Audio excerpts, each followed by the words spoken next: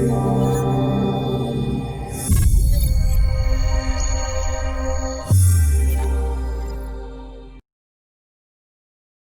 right, so if successful, we should be live.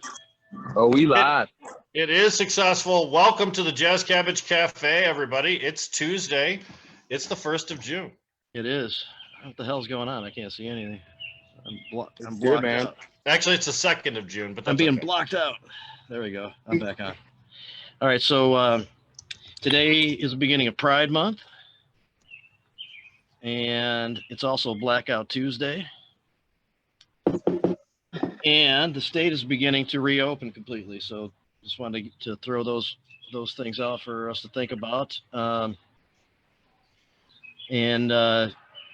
You know,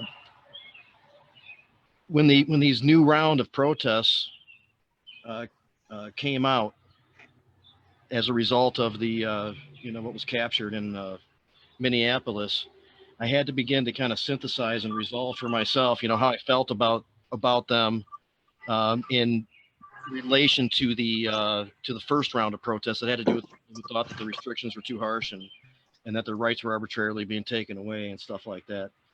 So I had to look at it from a particular way. So I'm gonna throw out a question here for us, and I'll answer it myself first. And but if you need to kind of take a different angle on it or a different take to make it your expression on what's going on make more sense, that's fine. This is just kind of how it came to me and how I had to kind of work a few things out. But later on in the show, we're going to have some great guests, and we'll also ask them too. Leaha Skylar from Young Dems. She is the campaign manager for Denise Kirchoff, who's running for Washtenaw County Commissioner. We have Al Williams, who's running for State House Representative District 3 in Detroit, which I believe is the district that I now live in. So we'll talk to him about that and his running mate, or he's running against Shri Talandar, who ran for governor last time. Tanandar, that's right. Yes. So,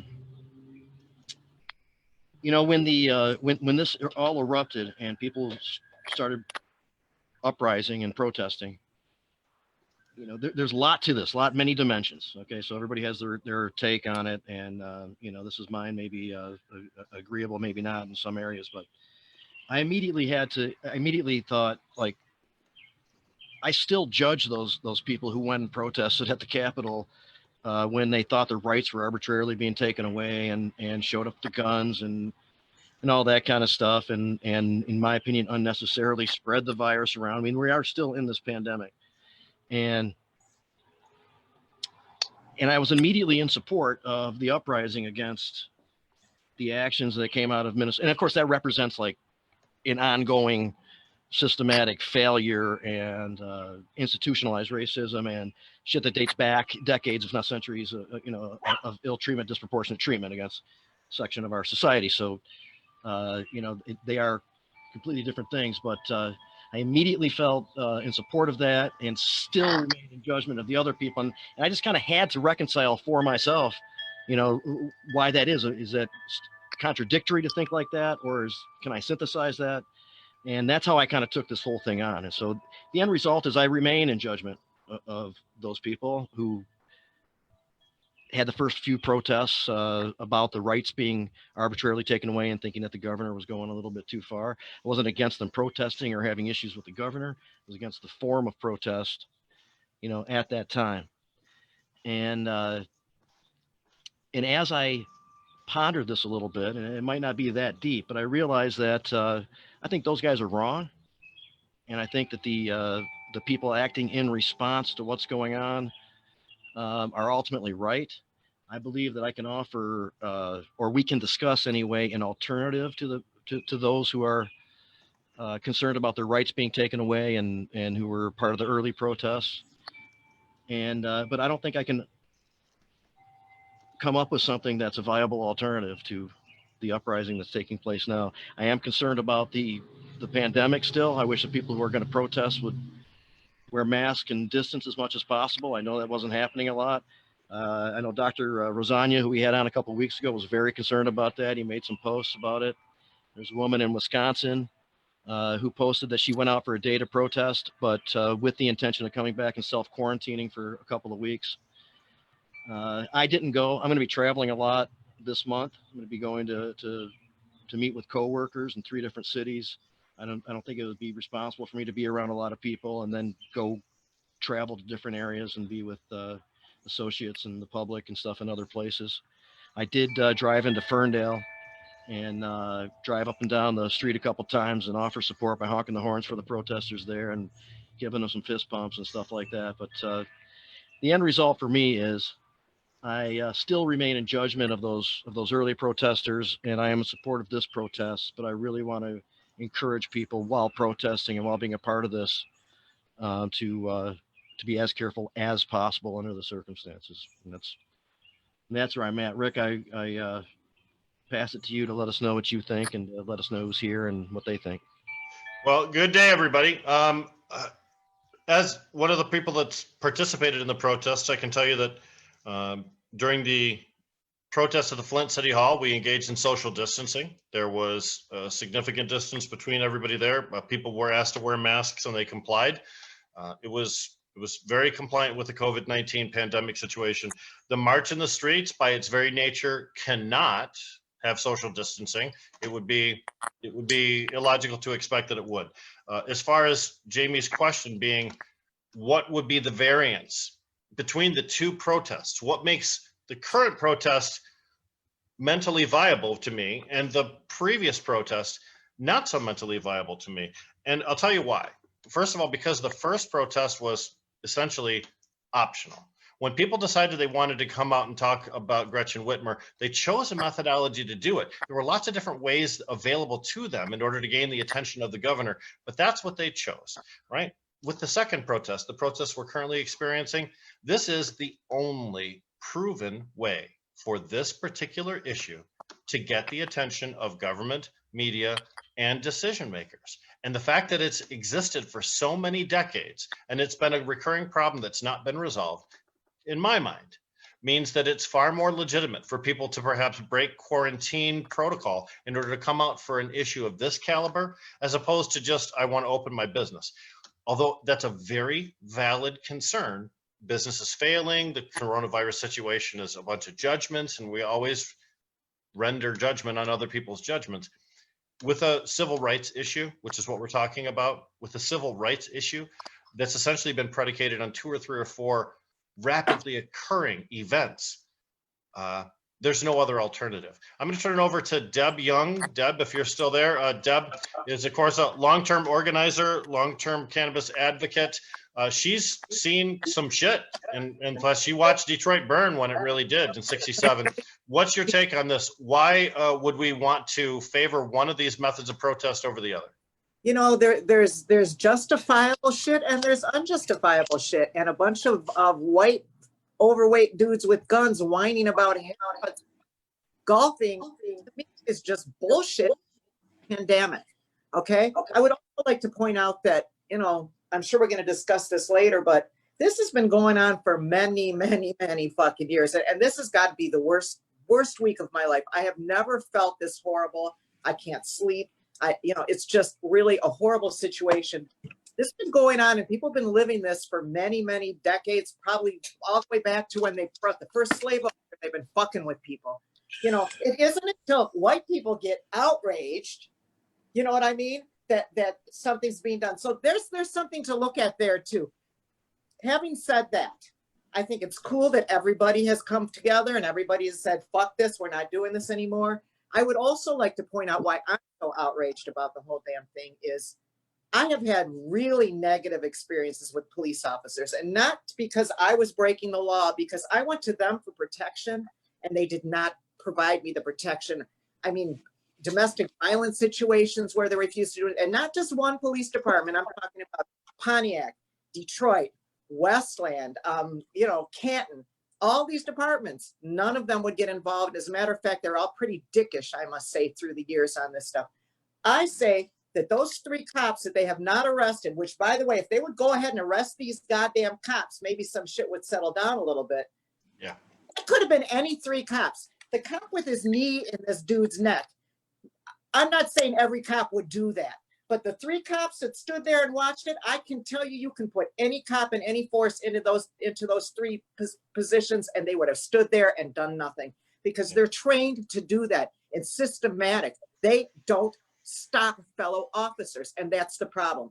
And then they protect them. And this is what's got me so fucking angry, because it just means that life means nothing in the US of A.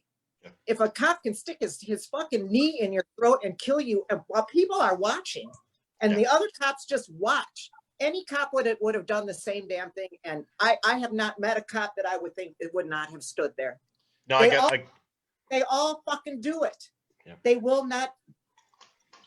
I don't blame any of the bystanders, because what are you going to do? Rush 4 armed men? I think that the bystanders themselves expressed verbally over and over how they were outraged at what was going on, but physically they were not able to stop it. The cops were physically able to stop it. And they said nothing. They stood there mute, and that's what any cop would have done. I think so. At least that's what I believe. All right, let's switch it up. Romeo Roche, friend of ours from Medical Mondays, first time joining us on Jazz Cabbage. Welcome to the program. You've heard the question. You know what we're talking about. Feed us with your knowledge, brother.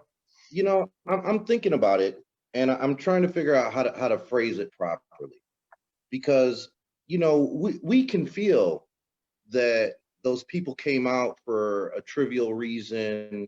And it was just, you know, more of this privilege being flaunted around and what have you.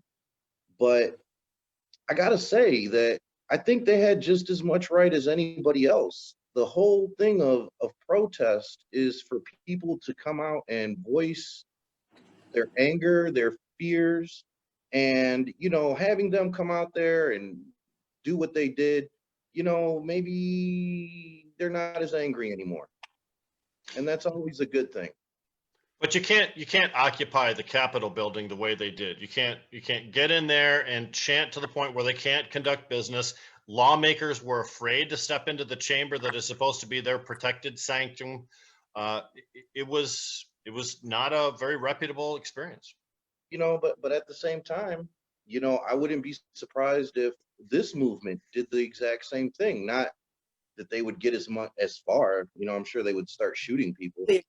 But you know, the whole thing about, you know, the Constitution and all of this, I thought it was to protect the stuff that we don't like, you know, not the stuff that we do like. So as a melanated person in Detroit, yeah, it's not ideal to see a bunch of white men with guns rushing the Capitol, but it's America, and they have a right to do that. And that's one of the reasons why I think they were able to get away with it.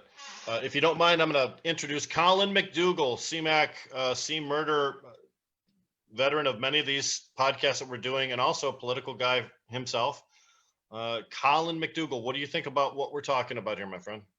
Well, I don't know. I mean, you guys kind of all touched on it already. I mean, I have similar feelings to what you said. I just wanted to, we didn't really talk about like just how like somehow like these protests drew like people from out of the cities into the suburb and like I heard they like set up rocks and like dropped a pallet of bricks, and they people like just incited riots. They weren't even protesters, they were just there to do it. The first one in Minneapolis, I shared a video on Friday. It was about, and they caught the guy, and he was a police officer, and he started walking around. He had like a hammer and was just like banging out windows. And also like just the rhetoric that our president is saying about it. In the last week, we've seen that he's like been on Twitter. They've prohibited his tweets for causing, you know, hate, racial violence, and just inciting violence. So yeah, I mean, I think protest is has to be there. I don't really agree with Roche that like a bunch of angry white men can just go into the Capitol and wave their guns and scare they're our lawmakers into not voting on bills or voting on bills to take away what they perceive as their rights. So, and just, I'm not going to be out in the pandemic protests right now. I don't know what's going on, and still, I just feel I shouldn't get sick. It's probably best. I think most of us, and I think all of us on this call, agree with the right to be able to peaceably protest. All of us have participated, to the best of my knowledge, in protests in the past. But you can do a good thing badly. And sometimes you can have the best of intentions and step across a line, or you can think that you're within your boundaries, but actually not be. So when we did protests, we always made sure to respect media, to respect rules. We made sure that the focus was on our message, not necessarily on our attendees. And sometimes the people that are there can get you in a lot of trouble. Berg, B. Erg from Medical Mondays. Also, thanks for joining us today. You've heard the question, you heard the dialogue. Let us know what's on your mind, sir. Yeah, well, I mean, Deborah touched on the subject that, you know, has really touched my life, you know, and that's just, you know, how police just ignore things, you know what I mean? Like, it's just like they're trained to look past, you know, what people are actually doing, you know, and just it seems like they're almost like trained to just be combative, and that's it, you know. Like one of the main reasons that my parents moved outside of the city, and my parents lived in the city their whole lives, you know. They grew up in Southwest Detroit. I grew up in Southwest Detroit. But one of the deciding factors is, you know, like four assholes, you know, tried like jumping me in front of my parents' house. My mom, I didn't even want to call the fucking police. I just wanted to deal with it my own way, you know. Well, my mom insisted on calling the police. The police show up and they're like, oh, well, what do you want us to do about it? If you don't like it, move outside of the city. Yeah. What kind of fucking answer or what kind of fucking response is that? You know? And this is after waiting 4 hours for the motherfuckers to show up. Yeah. So I know what you mean. Been there. Definitely call the police for protection, and they basically say, fuck you. Yeah. Somebody breaks the house, they don't show up. Yeah. Flint Police Department says come down and fill out a report. We're not coming out to your place. Oh, definitely. I just want to point out that we've been talking in detail about the protests and all the rest of this, and we've hardly mentioned George Floyd's name. Now, we always want to make sure that we give respect where respect is due, but I think it encapsulates the concept that what we're talking about here is a much larger issue than the death of a single individual. Although that was the touchstone, like I mentioned, there have been several people whose deaths very prominently at the hands of white law enforcement officers have happened in sequence to drive up the anxiety level, and it's reached a tipping point. And now it's become about more than just that one particular incident. I think that's why you're seeing protests in England. You're seeing protests in European continents, nations, all over the place. It's a bigger issue. Don't you feel that cops do this all the time? Just most of it escalate far killing somebody. But yeah. Break my fucking floating rib in the back of my back because they have a tonfa shoved in my back, pushing me up against a cruiser, leaning into it with this whole body weight. Yes, I'm. They do this all the time. Any incident could result in a death. This is what is ridiculous about this whole fucking thing, is they do this daily. This is not an aberration. This happens all the time. So let me just say that I attended the rally at the Flint City Hall just yesterday, and I listened to a lot of people talk about the problem, and I've listened to very few people talk about solutions. Now, Sheldon Neely, the mayor of Flint, former House representative, introduced 2 ordinances to City Council that would make a bunch of changes, things that we've been looking for, some accountability. But as far as specifically holding police accountable, my ideas have included taking prosecution of police officers out of the county. When there's an issue about police violence or police discharging a weapon, the decision about whether that violence or that discharge was appropriate should be made by someone who's never met that officer, who doesn't have a bias, who doesn't have to work with them all the time. And when you let Genesee County prosecutors decide what Flint City officers are guilty of and not guilty of, they work two hand in hand. There's an inherent bias there. All the cops are like this. It doesn't matter if they're from different departments, man. They No. cover each other's ass to the end. But this is a prosecutor, not a cop. So if I've got a prosecutor from Gratiot County who's going to look into the actions of a Flint City police officer, I have no expectation that that prosecutor has any skin in the game to try and protect that Flint Police Department officer. I think it's a much fairer way for us to get justice in those instances where we have police violence. Maybe fair, but still not fair because there's still cops at the very least. There's still cops. Well, it's a more perfect system, even though it's not perfect itself. I think There's a perfect solution. I can't even imagine at this point. What the fuck? Nope. You So all we can do is do degrees better. We may not be able to reach optimum, but we can do degrees better, and it's better than doing nothing. The second thing I'd like to see is police have mandatory psychological review. If not, at least upon hiring, then every couple years. I want an independent person who's not associated or paid by the county, who's not associated or paid by the police department, someone totally independent, evaluating the psychology of these people. And I'd also like to have a durable jacket that sticks with those officers and follows them throughout their entire career, no matter where they go. If you had a problem in Detroit and you try and hide from that problem in Detroit by going to Hamtramck or by going to Highland Park, or maybe even going further out, so you can hide what you did, that shit should stay with you forever.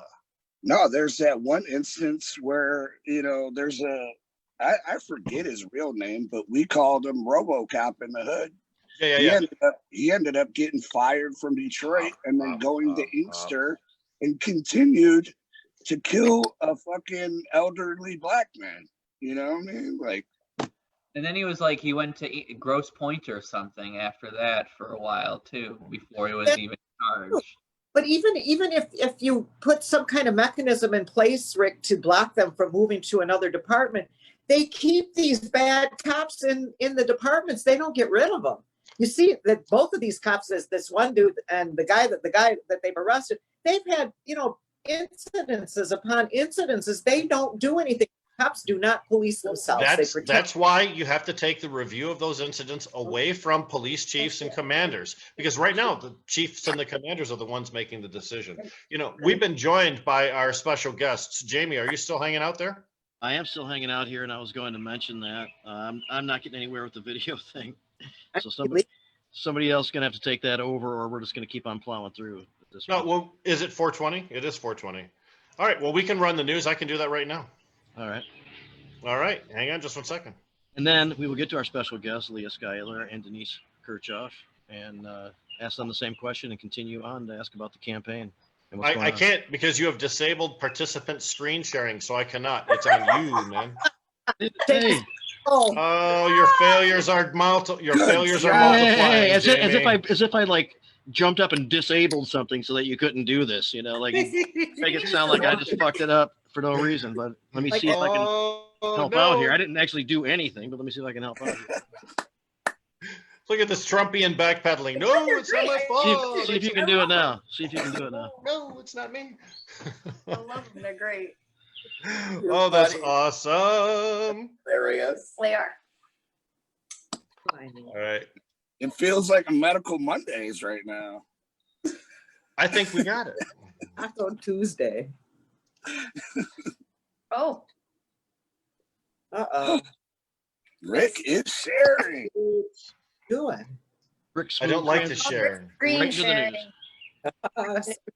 I'm challenged. I'm gonna get up and get a snack.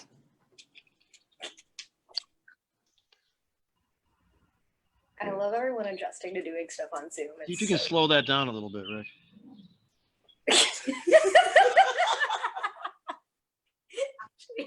You have to mute all the mics. A little slower and to the left. Oh,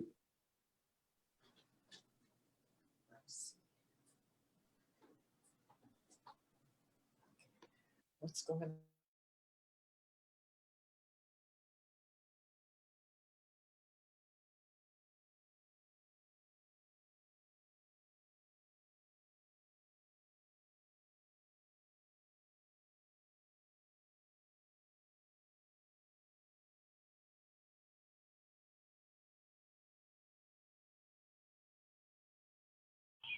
I muted everyone, but everyone can unmute themselves if they want. I don't think this is like, I can't hear it. yeah, it's not coming at the right speed and stuff. Must be like maybe a bandwidth thing or something. I don't know. Maybe you have to do it, It's James. beautiful to me, man. Who's got the bird? I can't hear it, and it's kind of moving slow as far as the video goes over here.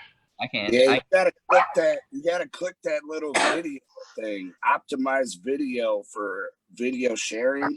Yeah, we'll do that next week. So you guys can find the cannabis news on my YouTube channel or on my Facebook page. Check it out at that location. That's cool. Maybe Derek or somebody will slap in and see if they can play it. All right, but anyway, continue on. We have special guests here, and we can talk about the news toward the end a little bit. There's some good stuff there. Sounds like you had Hell's Angels as your special guest for a minute there, Jamie. Yeah, I'm just making sure that I'm safe here.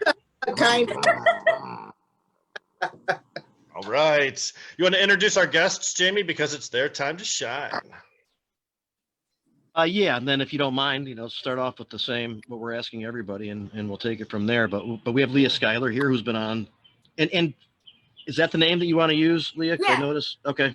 Yeah, Jimmy, that's good. All right. Yes, that's good. Chair of Young Democrats, also managing the campaign for Denise Kirchoff, who sits next to her, who is running for Washtenaw County Commissioner. Hello, everybody.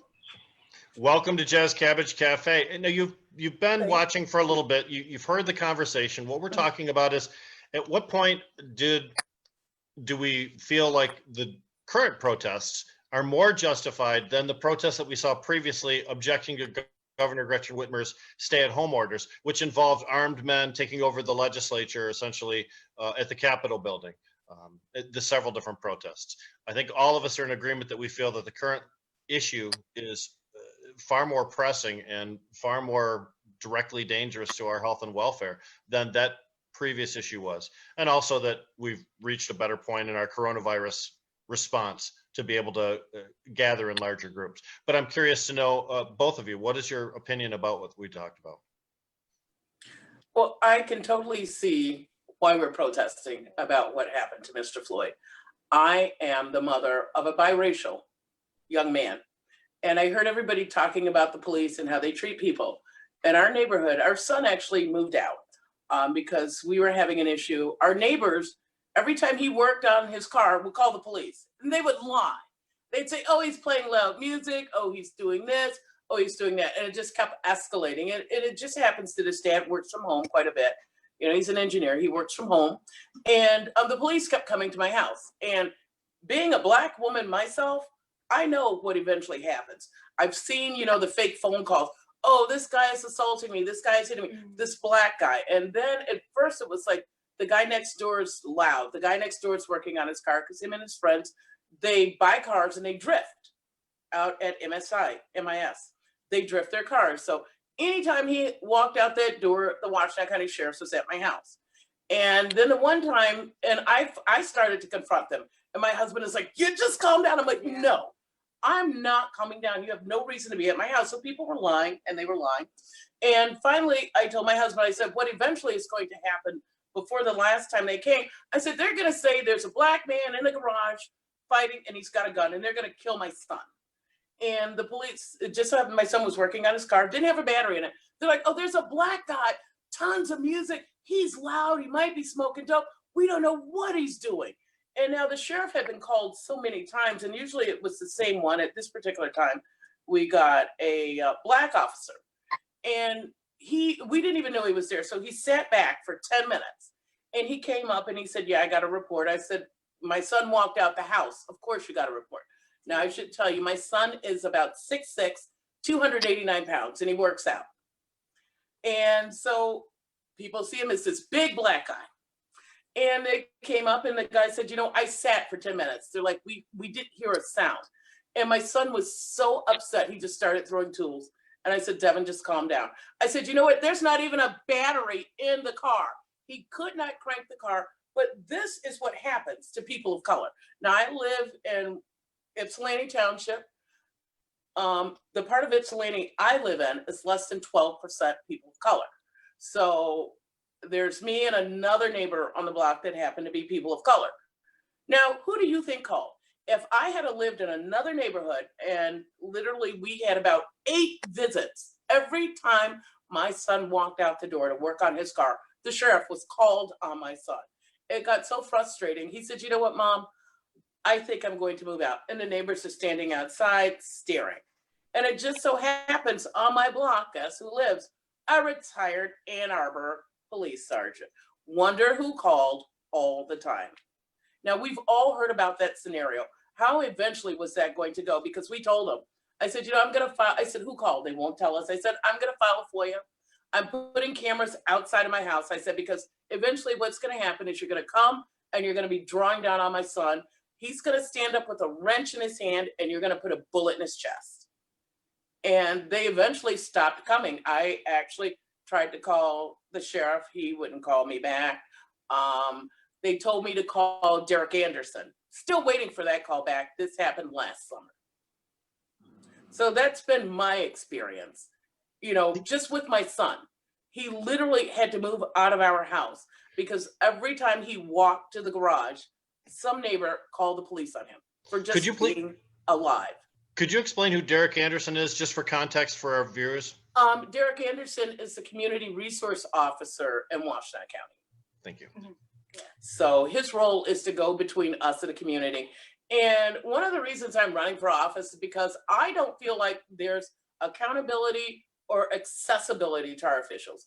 I was talking to Leaha about, you know, when I saw this going on, I think every community should have a community commission to police our police. It should not be made up of police officers. Do you really think a police officer is going to police a police officer?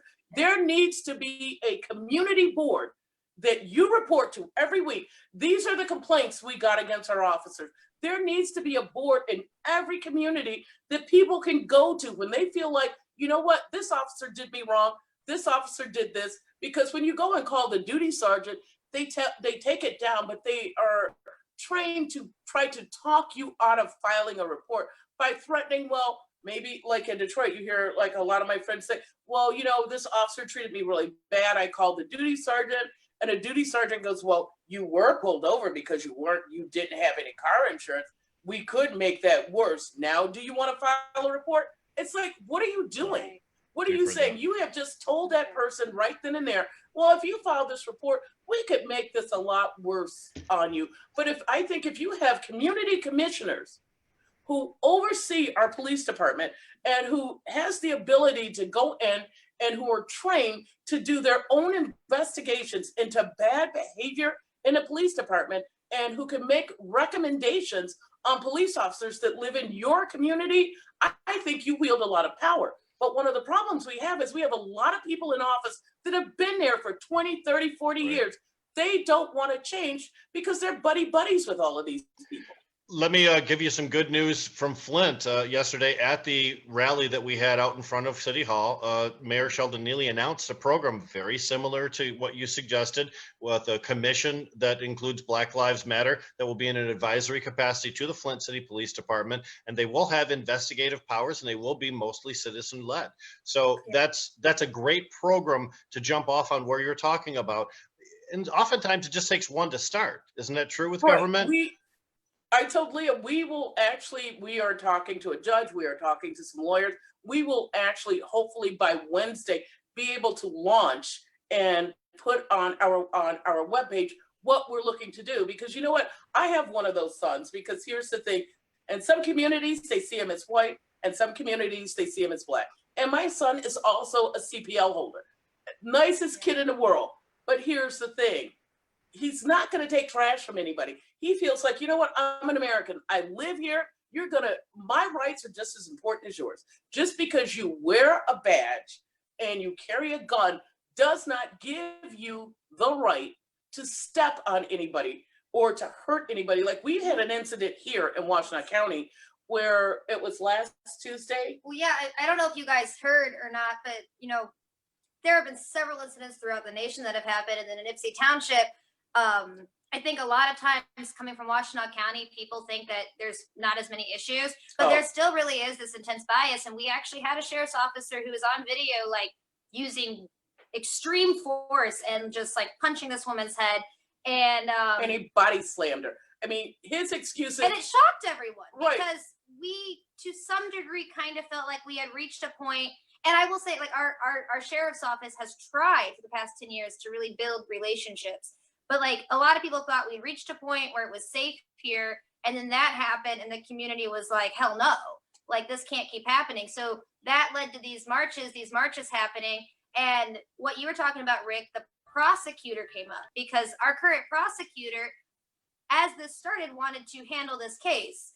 How can you do that when these are your county sheriffs that you know? Right, that you work with every That you day. golf with, your Hey, kid goes to the same school, Right. right? There's So, bias. Yeah. Denise, not Yes. intended to be a solution, but as county commissioner, or do the county commissioners have influence over the sheriff's department? If so, like how much? And do you have other commissioners that are like-minded that may help in some manner as far as influencing with some of this stuff, or any kind of direction that they?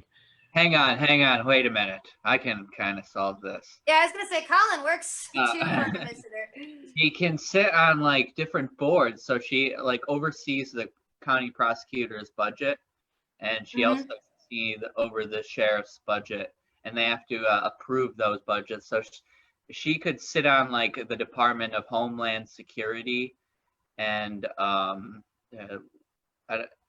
probably there's a couple.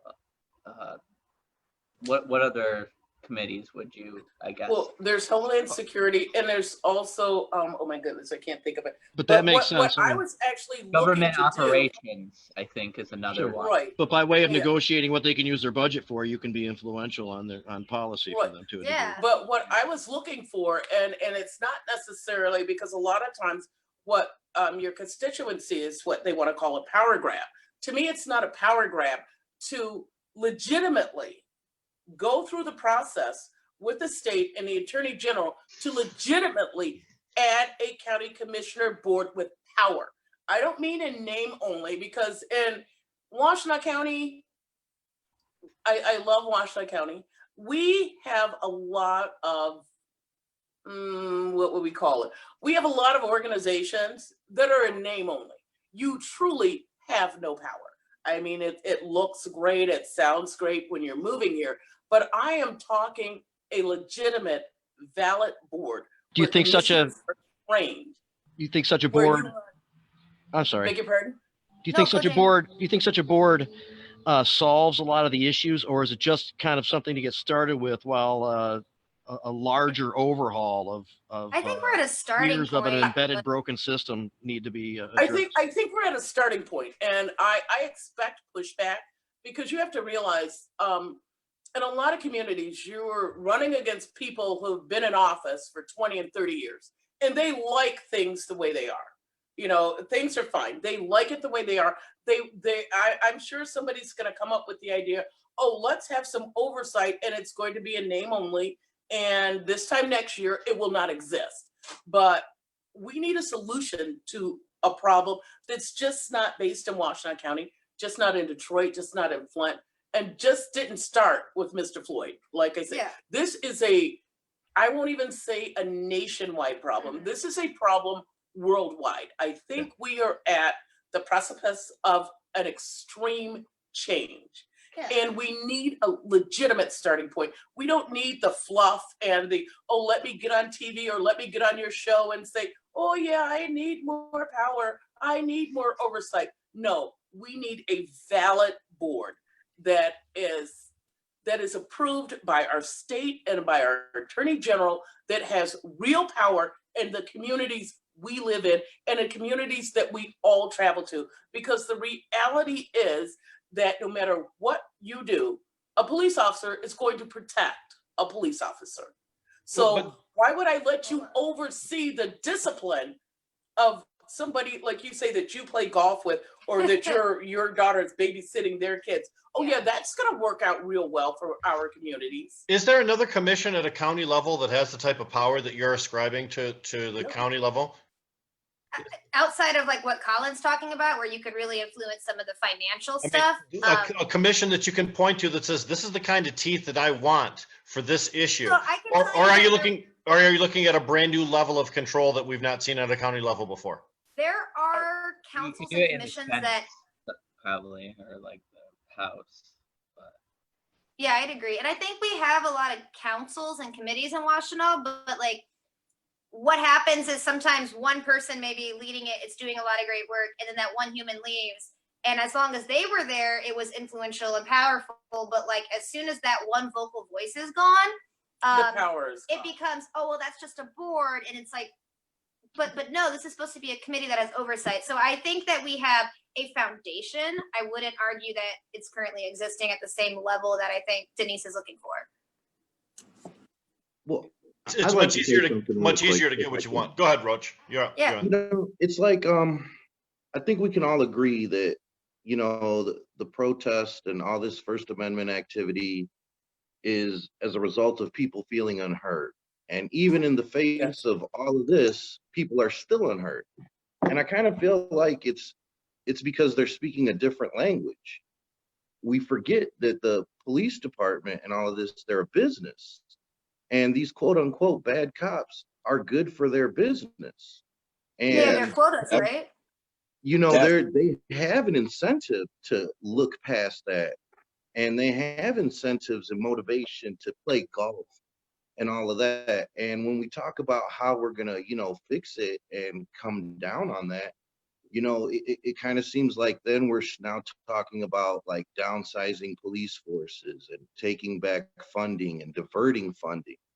And then now you're like against public safety. So, you know, maybe I'm getting a little bit ahead of where we are right now, but eventually, how do we get people to understand that this is what we need to do? Because as long as we keep that salary cap and all this money going in there, they're using it, number one, to buy equipment to fuck us the fuck up, as we I can mean, see we on the news. No, you're right. No, I've seen And- those. I was at About- Detroit. I saw the riot cops. It's terrifying. You're right. I Yeah. think what we need to look at is who's leading our police departments. I think Well, we- that's we- important because our sheriff's up for election this year. right. I think we need to look at the leaders of our police department, and we have to probably redefine what is our police here for. What are We they? really what need to is look at the really- teachers too, though. The teachers that are teaching the Yeah. police. How Right. about the academies? You know, how about The paramilitary techniques and things, yes. Right, Exactly. exactly. how about So you the talk about youth? reform. That's some of You know, those things. I You know, we hate to put the ban youth those. out there Right, and see like, them as being the problem, but they're allowing all these police. They're backing up all these police. They're trying to keep this policeman on a payroll, so That's they the can need for the collect independent that third party that funds. oversees You know that what I mean? for that Like, reason. Right. It's Yeah, crazy. everybody's unheard because we're not talking about money. It is all about money. It's For a them, I capitalist mean, society. For them, it's all about money because they are, like you guys said, they're a business. Right, I mean, when we Right. were in Ann Arbor yesterday at the march, something that both Senator Irwin and also Ellie Savitt, who's running for Washtenaw County Prosecutor, talked about is the police have been screwing the people over and been violent for a long time. I know you guys all know a lot about civil asset forfeiture. Like it is a business that that our current police system has created to really use and abuse the people in a variety of ways. So when we start talking about reforms and defunding, that's going to have to be a multi-attack. And I mean, it needs to be quick and it needs to be done. But I think there's multiple levels. no level of accountability right now, because if you look at a lot of police departments, excuse me, there's no level of accountability except for another department, and it's usually the state police. And it's, if you sort of notice, if you look, like whenever something like this happens, do you notice the one thing you don't see involved is the state police? It's always, before they call in the state police, they will call in the National Guard, or they will call in another police department, because the state police is supposed to be the investigative arm for all police departments. Well, and that's why So- Dana's getting involved in Washtenaw. Our AG Dana Nessa will actually be involved in overseeing this case that's happened in Washtenaw County. Right. That's what they're supposed to be doing. Right. And I think if we sort of look at like the structure and the discipline of what happens on the state police level and say, you know what, maybe that's some of the same structure and discipline we need on our local levels, because it's a lot harder for a state police officer when a state police officer is involved and someone accusing them of doing something inappropriate or someone accusing them of, you know, hurting them. A state police officer, before anything is done, you're removed from the job. You come out of your car right now, your shift is done. You go home until we stop. But other officers throughout the state, you know what? They get to finish until enough people complain and they go, oh yeah, 2 weeks later, oh yeah, we're gonna put them on a what do you call it, paid administration leave. But with the state police, it's very different. The complaint comes, you stop working until we, because they're investigators. That's what they do. Until we find out what happens, you are off the streets right then and there. How many officers stay on the streets until enough of us cry foul, there's something wrong? How many of them are still patrolling the streets until enough people complain and say something, and then all of a sudden they're put on administrative leave or sent home? So I think we're looking at how police departments do this in a very different way. I mean, in the beginning, they're allowed to police themselves. I mean, how many of us really think that's a good idea? Well, and there are a lot of images coming in from the protests of some police policing other police at these protests. So like I've seen where, you know, you see like the one officer who everyone's touting as like the good hero, but she should not be having to go, wait, no, we don't need to use that violence. It should not be on one officer on that field to like literally be like, wait guys, that's not our training, let's bring back. We shouldn't have that aspect going. Let me just say that Roche touched on a really important subject that I think we kind of glossed over.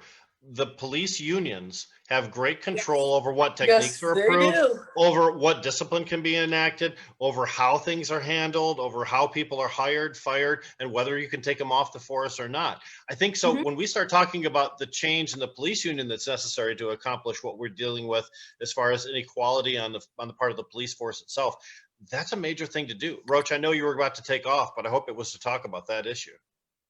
Yeah, no, I don't know. It just seems like we already have enough laws to tell each other that we're all human. Like, I hate that we're gonna start now playing this game of like coming up with the magical incantation of laws that are gonna make people see other people as human.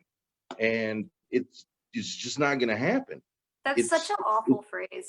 Make people see people as human. You're totally right. You're right. And you know, it's deeper than that. You know, these people's motivation is money, and they are desensitized. The first person, like, here's the sad part about it.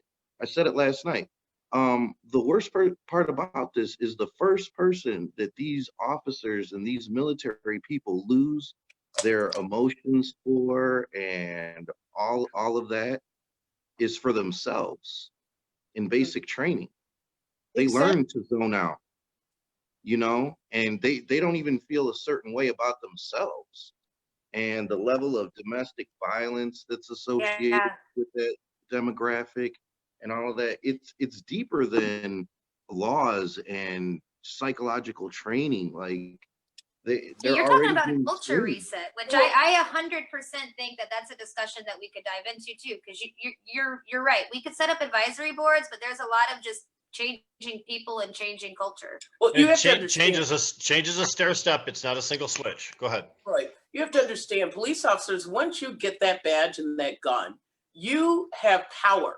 I mean, and it is, I don't think they're appropriately taught how to deal with that. So I think that's why a lot of that spills over into their private life. I used to have I still do have a brother. He was originally a police officer in Highland Park.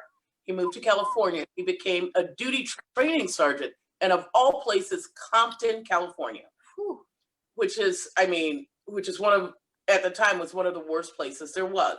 But I looked at their level of accountability.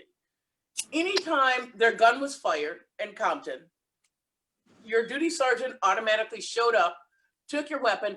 Every one of your bullets every day had to be accounted for. There was a certain level of training. They pulled them back, and people called California the touchy-feely place. They take them in and say, what were you feeling when you fired that gun? How did that make you feel? If you hit that person, you know, it was like a process. Well, there's a And, psychological you know, impact. but there's an impact to, you know, and there's, you know, you feel a certain way when you are able to take a life. And what they do is they pull people back and say, okay, you have to sit down for a while because we have to deal with this, we have to process this, and we have to see what's going on with you. We don't do that in a lot of police departments. I mean, you train somebody for a year, you give them a gun and you say, that's your target, which is unfortunately usually a Black person. Go out there and get them and protect the world, protect your community from them. Because as we know, you know, I don't think we would have this problem if there wasn't so much institutionalized racism, where people of color are always considered the villain, you know, the person who's going to attack you, the Black guy's going to steal your purse, he's going to rape all the white women. Oh, and that Black woman, she's out to rob you too. So I think, you know, it's also going to take a cultural shift. And I think that's what we're seeing, because the police, just like everybody else, is being told who the bad person is. And that's who they're going after, and that's who supposedly is suffering. So I think there's going to be a lot of shifting, but I think right now, everybody has finally decided there needs to be a cultural shift, not just a shift in the police department, but a cultural shift in the way we think, in the way we behave, and things that we have been taught. I think it's a process where we are all going to have to relearn a lot. Culture doesn't obey national boundaries either. Our culture expresses in Europe and in Canada, all over the place. Go ahead, Berg. I know you're on it.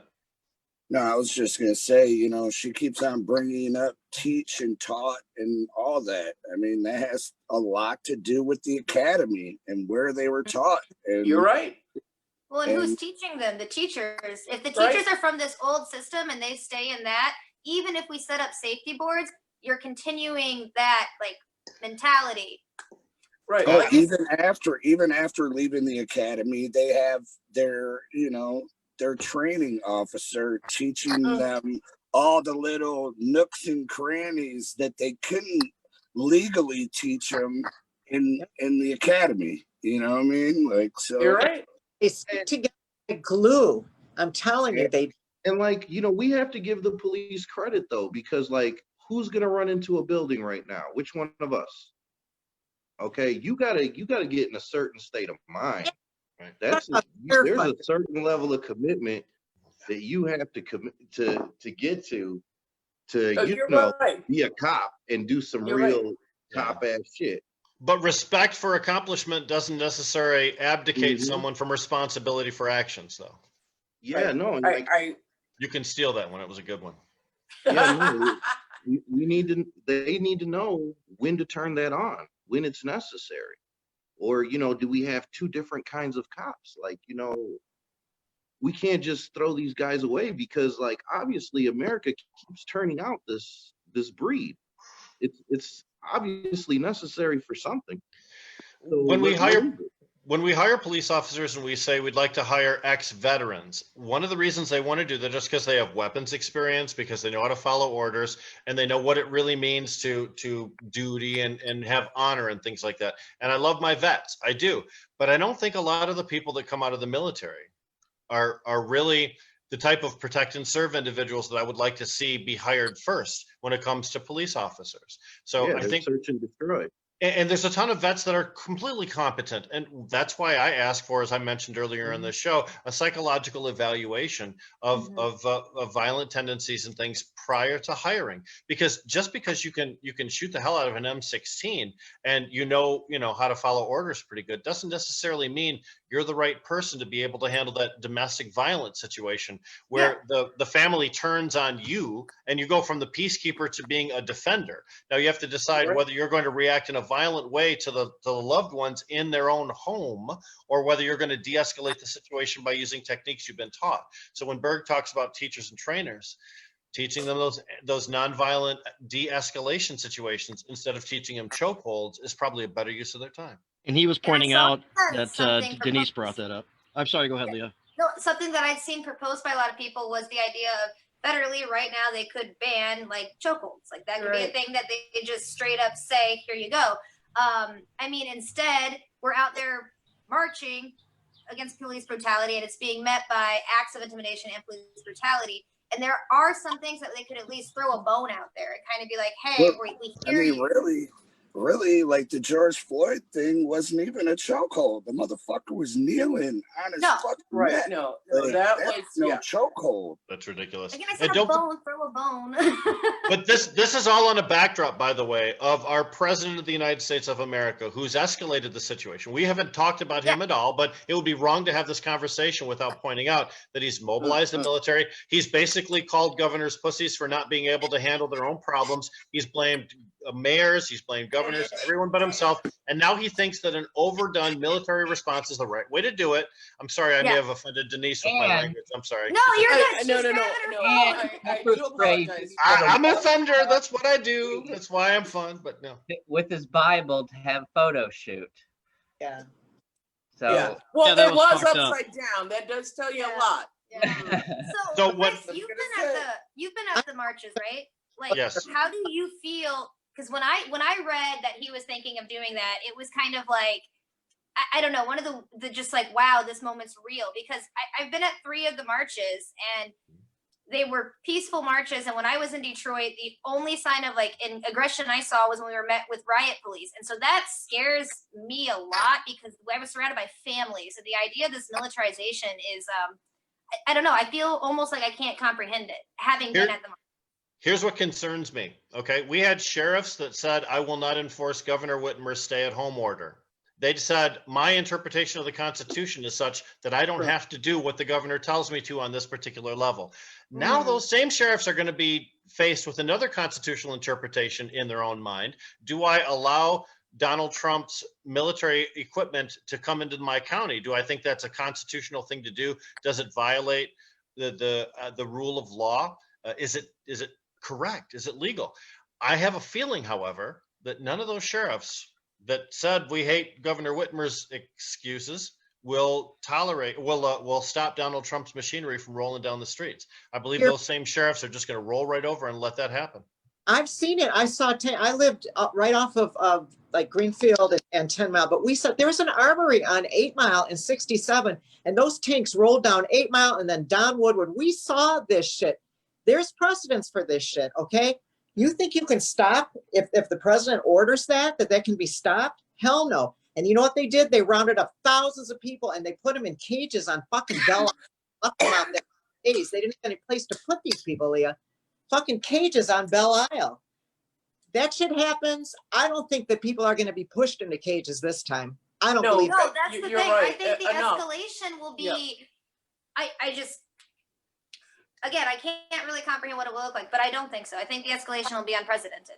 That's I hope as time comes, I hope everything calms down. I really do. Scary. I Deb, think what are you it- saying? But sorry, go ahead, Doug. No, I was just going to say people have decided to push back. And you see the cops reacting badly because, you know, even under normal circumstances, when people are put under pressure like that, they're going to act badly. But when you take a public servant job like that, you have to expect that. You have to be of a certain temperament to be able to handle this kind of a situation. Unfortunately, the type of temperament that is attracted to these jobs is the exact opposite of that. You know, it's so unfortunate. And like Leah said, everything's going to have to just scrub down. And I don't even know where you start and where you end. Yeah. But Well, and take it- something I think we could mention is some of these cities that are seeing marches and protests, they're not used to this. So our treasurer from YDM, Duncan McLeod, he lives in Grand Rapids, and he said that Grand Rapids right now looks like a full-on war zone. He said the couple of broken windows over the weekend just like made Grand Rapids freak out because they are not used to seeing tons of huge protests and marches. And then smaller communities like Three Rivers is having marches. And so the response of their like police and their sheriffs could be much different, obviously, than Ann Arbor's. I don't know. I'm skeptical when I've seen these police taking a knee. They're not taking a knee, and they're not, and maybe with the exception of the dude in Flint, until they're goaded into it. These guys are not like, oh, You're you know right. what? I'm very skeptical of cops, but this is what I think. No. I mean, Rick, you're from Flint. Did you feel that was legit? Well, I do. I actually walked with the sheriff during one of our marches on Sunday night. I I will tell you that it was very genuine. Not only that, the police officers set up a barbecue. They made us hot dogs. They brought bottles of water. Every time the crowd decided to go down a street, even though they had blocked that street, and even though they tried to use their cars to stop us, we still went where we wanted to go. And they never messed with us. They just moved the cars out of the way and then put the barricade 2 more blocks down. They accommodated without hindering, and there was no conflict. That was multi-jurisdictional. I saw county, I saw city, I saw MSP being involved in that. So that was there was a lot of restraint by a bunch of different things. I'll say this though, I'll take on a police officer kneeling in support, even if it's a momentary expression of support, as opposed to what I saw with people banging their batons against their riot shields, almost goading the crowd, right? I would rather take someone kneeling in support than throwing CS gas, which is tear gas. It's a military term. That's exactly what I was seeing, was them goading the crowd. I mean, when I was in Detroit, the march was perfectly peaceful. The most intense thing I heard was some vulgarity screamed at the cops. But like Deborah said, you need a certain temperament. You can't get mad because you said a bad word. And it was them that made the first thing and had these smirks and sneers to several people. I mean, yeah, yeah. Yeah, because who's going to win when you're confronted with a cop? He's going to win. He's got the power. Oh, yeah. I mean, something to note that, and I mean, I don't know if this is true for every march, but we're not showing up with AKs and these things. We're not doing open carry. Like, and that's a very different reaction in our state that we have seen very recently. Imagine if in Detroit, Detroit protesters were walking down the street with AK-47s and, just walking down the street, let alone in a Capitol building. I'll tell you that a couple of people I marched with in Flint were strapped.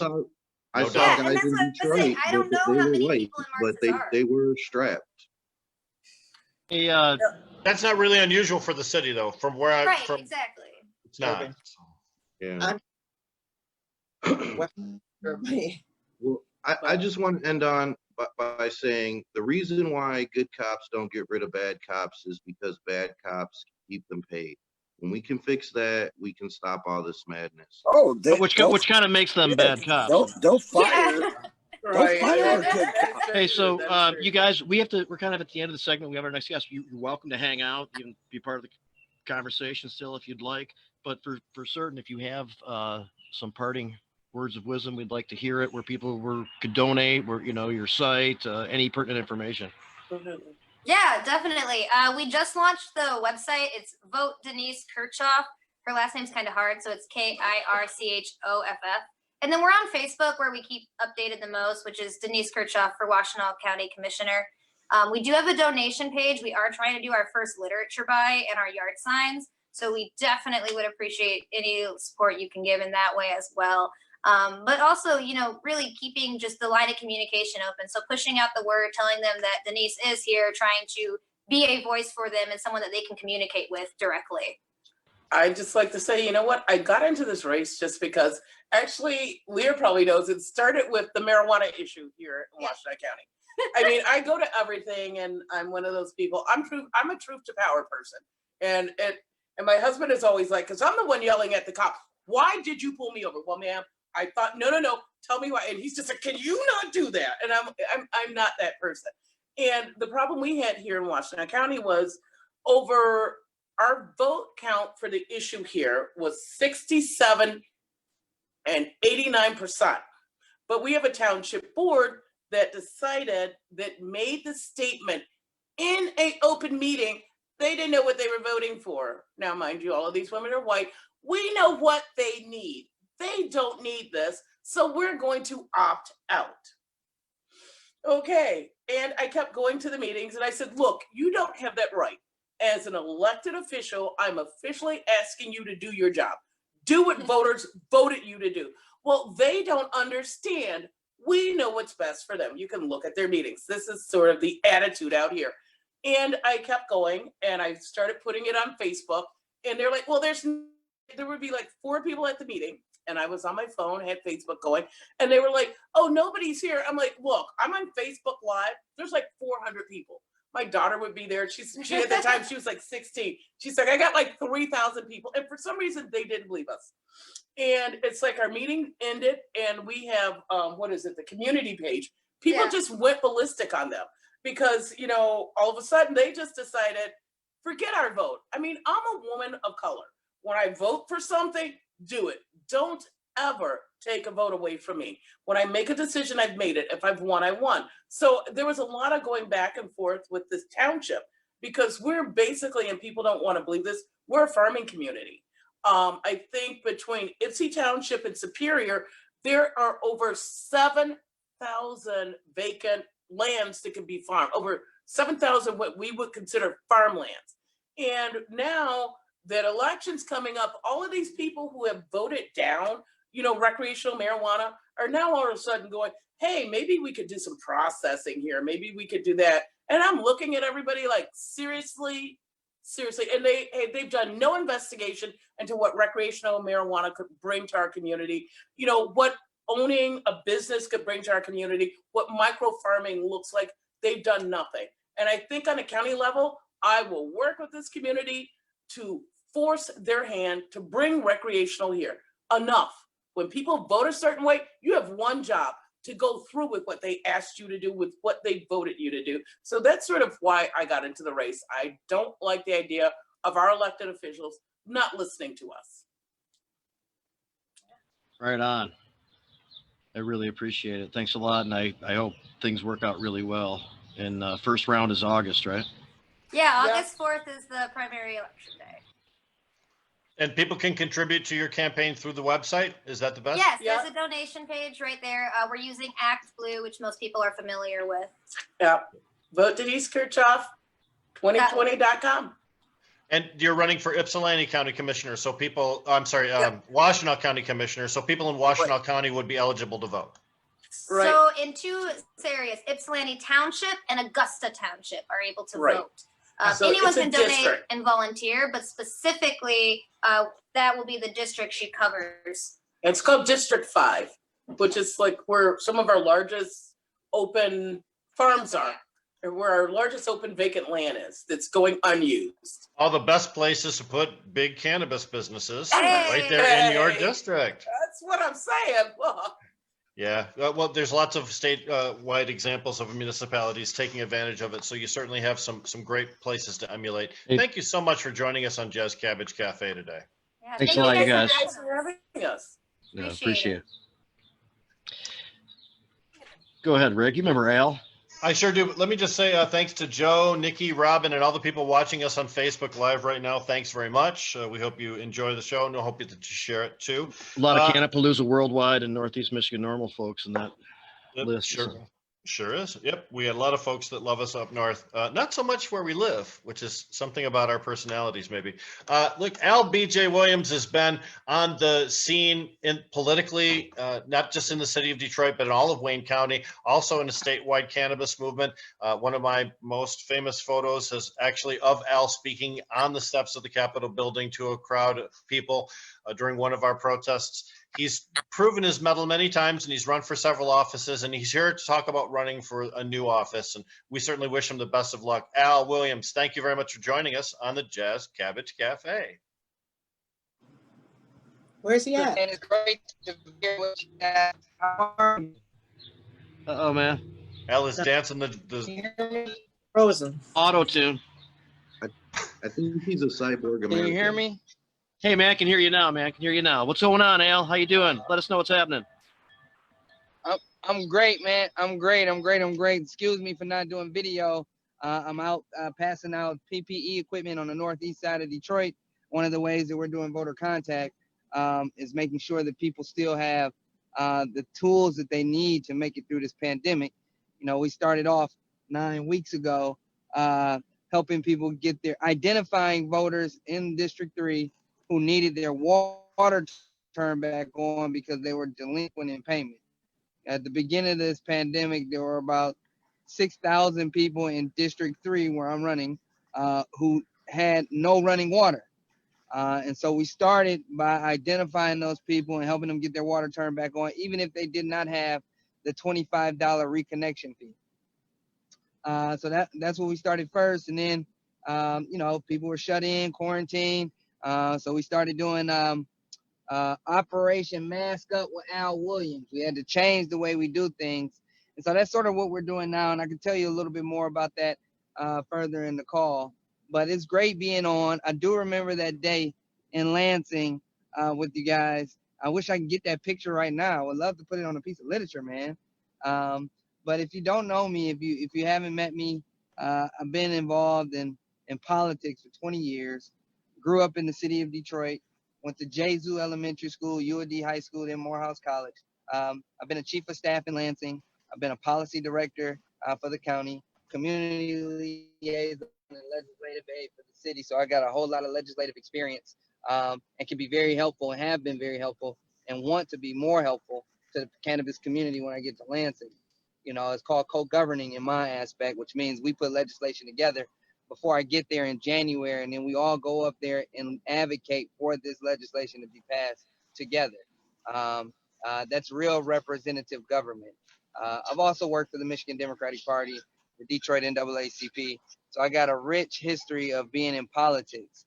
I'm very, very, very supportive of the cannabis community and making sure that we get adult use, get to the point where we can have adult use statewide. And I want to champion some of those issues and concerns that the cannabis community has in Lansing as your state legislature. Now, if you have any questions for me, we can talk about issues, or we can, you know, focus on what the needs are in order to win this race. Because right now, I'm polling at number 1. I ran 4 years ago. Jamie, you were there to support me. Greg Pawlowski, Matt Abel, Michigan Normal. Everybody was there to support me. I literally went from dispensary to dispensary to dispensary 4 years ago, all along 8 Mile and in District 3 to get support. And I'm doing that again this year. District 3 goes from 8 Mile in Livernois to 8 Mile in Gratiot. Gratiot on the east side to 6 Mile. 6 Mile back down to Livernois. And so it's riddled with cannabis community dispensaries, hydro depots, and other businesses that are directly connected to the cannabis community. Hey, just as an aside, I live in your district now, so I'm oh man, I'm in support, and it's even more meaningful than just supporting you because I would like to see you in the legislature. You would now be my representative. Thank you so much, man. I appreciate that support. So I'm polling at number 1, man. Your vote is going to make a difference tremendously. But you know, the last poll that I seen that came out of the governor's office, because they have their eye on this race, I have the support of the incumbent who I ran against 4 years ago, and very, very light support coming out of the governor's office as well. But the poll that was ran by the governor's office had me in first place, up by 10 points. The guy that's behind me, 10 points behind, is a billionaire who just moved to Detroit. He's been there for less than a year. He has already spent $100,000 in this race, and he ran for governor 2 years ago. And I know that we can do better than sending somebody to Lansing that doesn't have your best interest at heart. So I'm saying this because I'm not going to outspend them, but I need an army of people supporting me. One billionaire is not better than a million people that can donate at least $1. We can still beat them because not only do we have the dollars, but we'll have the bodies too. Al, let me ask you, when is an election going to be held for this position? Is it a primary that you're facing for the Democratic runoff? And when would that be? Primary is it. Primary is it in Detroit. You know, for state house races, Republicans don't get elected. So the Democrat that comes out of the Tuesday, August 4th primary will end up winning the general election too and becoming the state rep. That's only 2 months in the future. So this is a really, go ahead. 62 days to be exact. So it's a very brief amount of time. So people need to take action right away. If you're in the district or if you're someone in Macomb, Oakland, or Wayne County that would like to help Al, I'm sure he'd take assistance from anybody that could come up. Yeah, absolutely. So my website is www.alwilliamsformichigan.com. I'm hoping that I can share it on the screen real quick for you guys. That's definitely not it.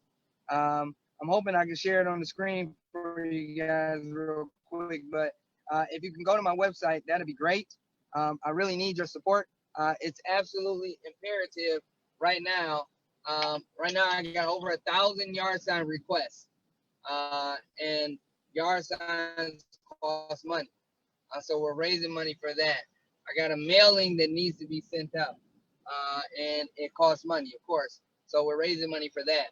I've passed out over 1,000 face masks, over 2,000 face shields, almost a little bit over 300 bottles of Al Williams hand sanitizer. And then we've been passing out free meals to people in need for the past 3 to 4 weeks. And so it's we've been giving back to the community, but at the same time, stepping up and asking them for support. And as on Sundays, every single Sunday, we do Mask Up with Al Williams, with Team Al Williams. And it's been tremendous. We've been getting a lot of support. People have been showing up in droves. So there's my website right there that I just shared with you guys. You can see you can sign up to volunteer and sign up to contribute. We're running under the slogan, True Son of Detroit, because our biggest competitor is not from Detroit. And there are a lot of Detroiters who believe that we need a Detroiter representing Detroit in Lansing. And not somebody from... Al, we can see the picture of your website, but we don't see the actual website address itself. Tell us what that www is, please. Oh, I'm sorry. The address is www.alwilliamsformichigan.com. www.alwilliamsformichigan.com. Excellent. Thank you for clarifying. That's a good looking site. No problem. Yeah. www.alwilliamsformichigan.com. Al, we've been asked. Also, real quick. Yeah, go ahead, Al. Go ahead. Go ahead.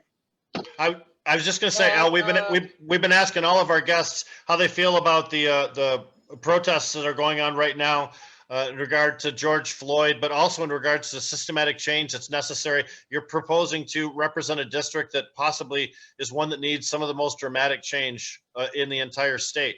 Tell us a little bit about your feelings on that, sir. Yeah, number one, I was at the first protest. I spoke at the first protest.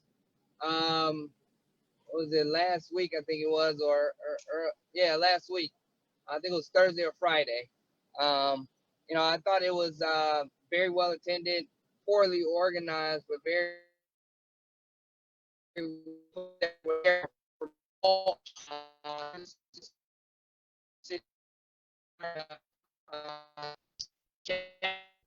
Fading out a little bit, man. You said what? We sort of lost you there for a minute, Al.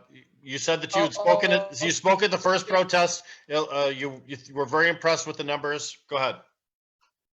Yeah, I spoke at the first protest. I'm hoping that you can hear me now. Impressed with the numbers. It wasn't very well organized, but a lot of people showed up from all over the state.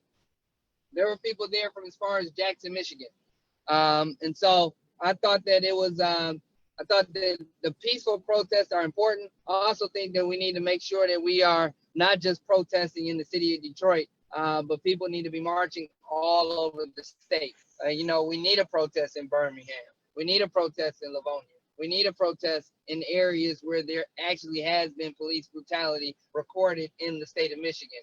Because Detroit has actually been one of the better cities, urban cities in the country since Malice Green when it comes to dealing with community police relations. Now, that's not me standing up for the police department. That's just me stating the fact that we haven't had a George Floyd situation really in a long time.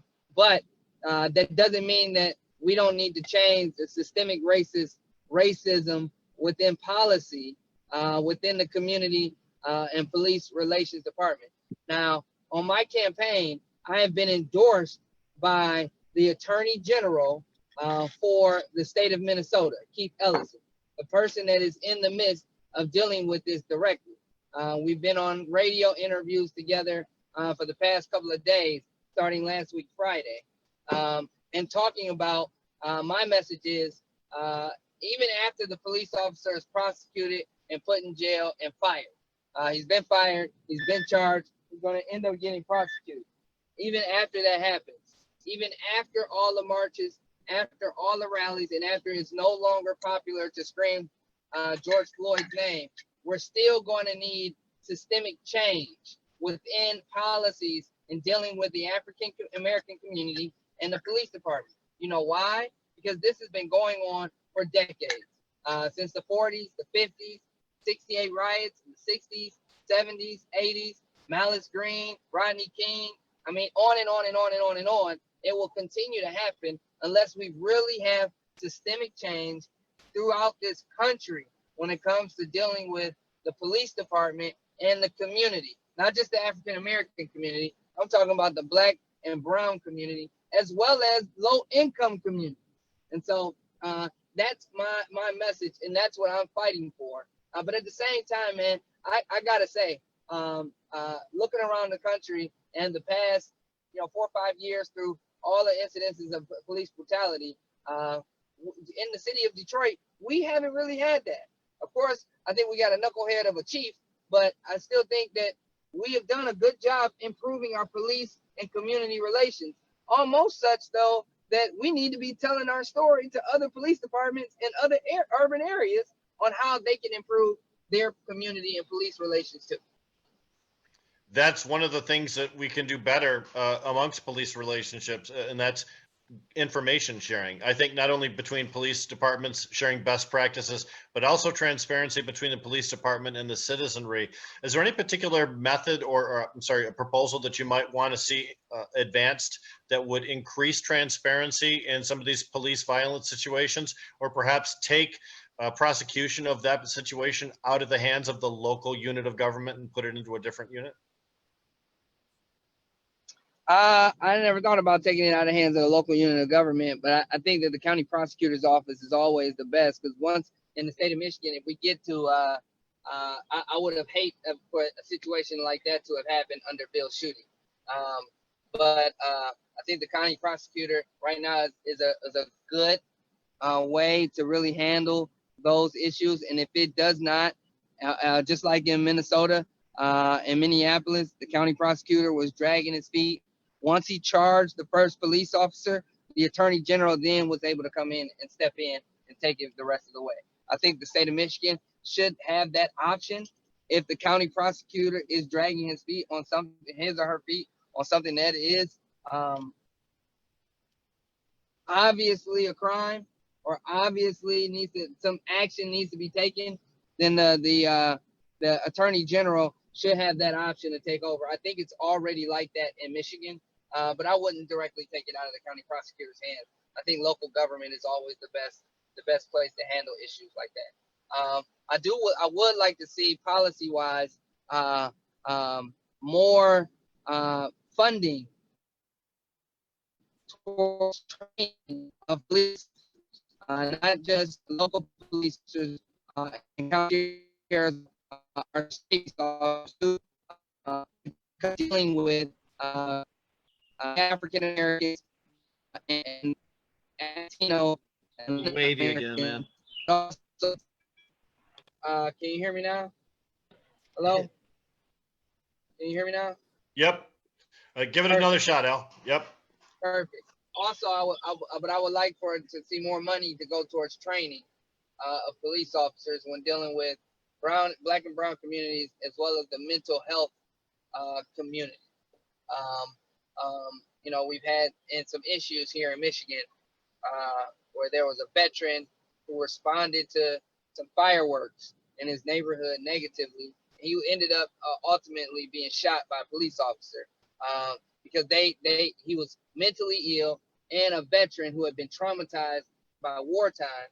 And so when he heard firecrackers, he woke up out of his sleep, came outside with a gun, and ended up ultimately being shot by a police officer that night. That happened right here in Michigan. And so I would like to see more training, more funding, and better training, as well as a better safeguards on background checks of our police officers. That's excellent. Thank you, Al. I think that's some solid suggestions for how we take the first steps in moving forward. I mentioned earlier, Right on. moving forward is going to be a stair step, not a light switch. Roach, it looks like you were wanting to jump in at one point. Did I miss something that you wanted to cover? No. I just wanted to ask. I don't know. Maybe he said it earlier, but I am smoking.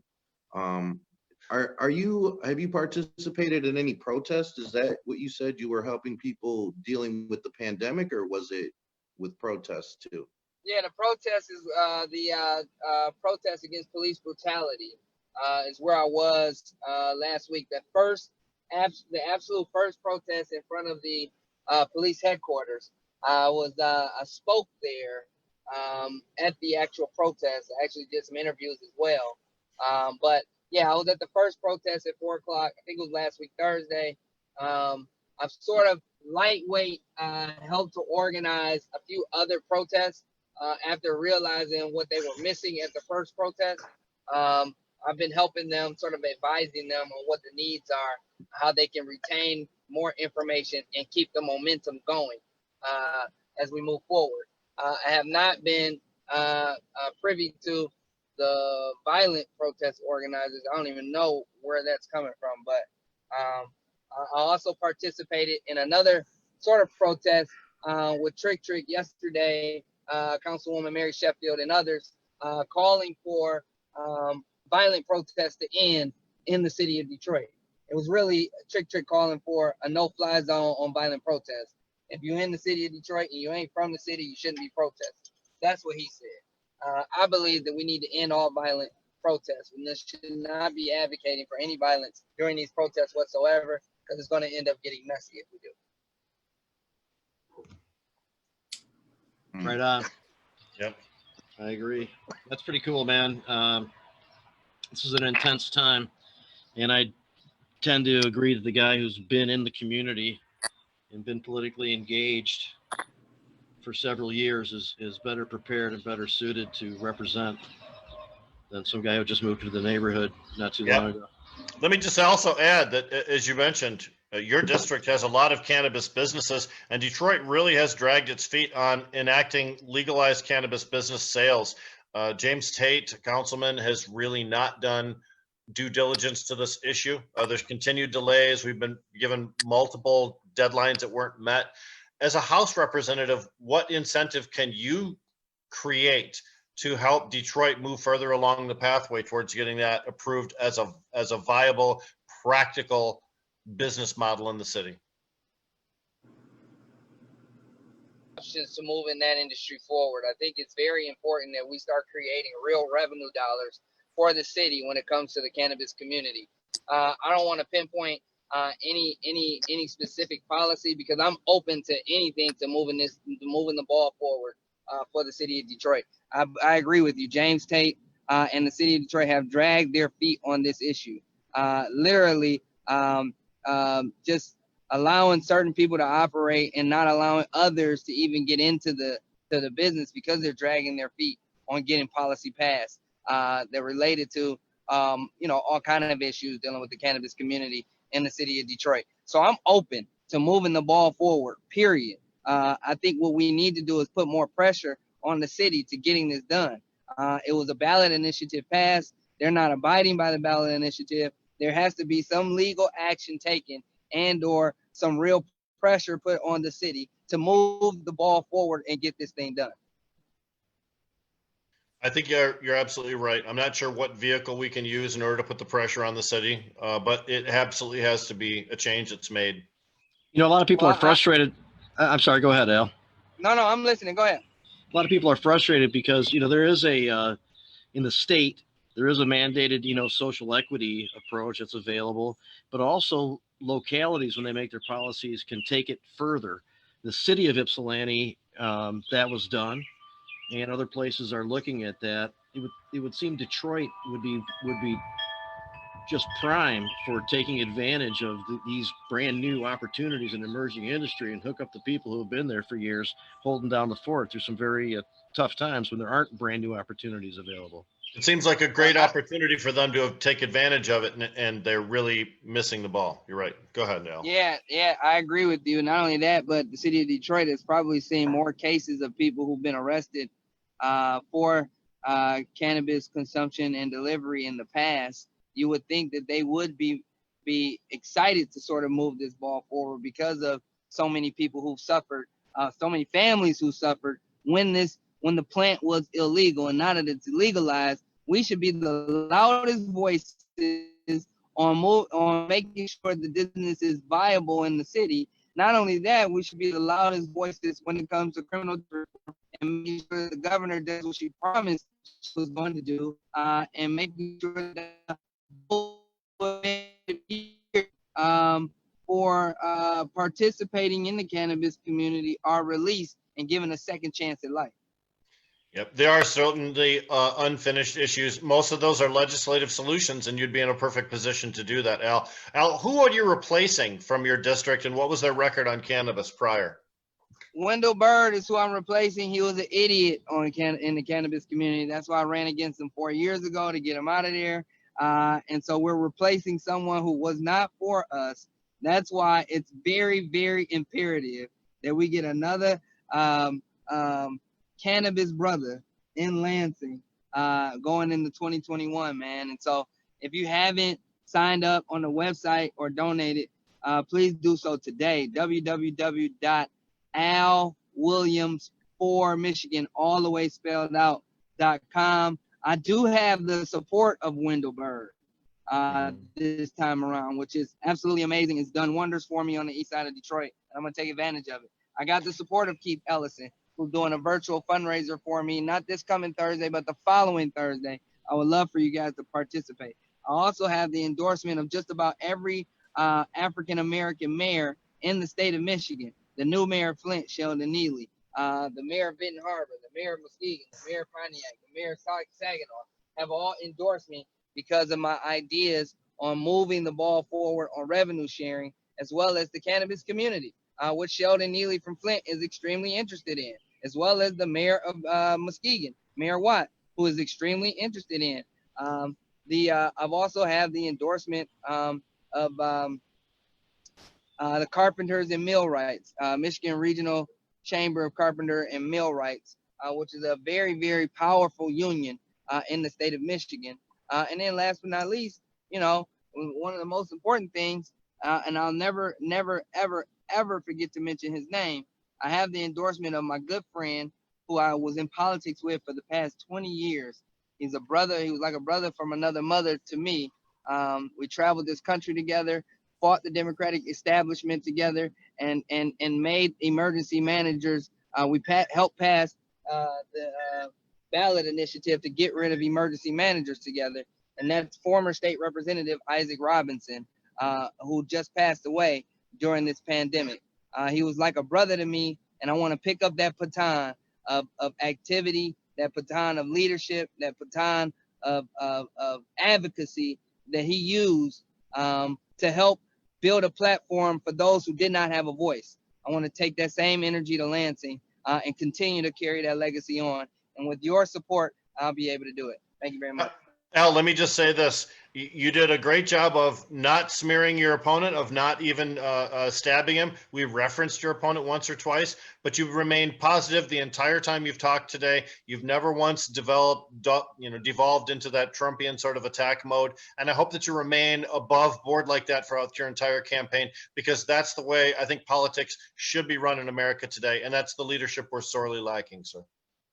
Hey, man, thank you so much. And absolutely, sir.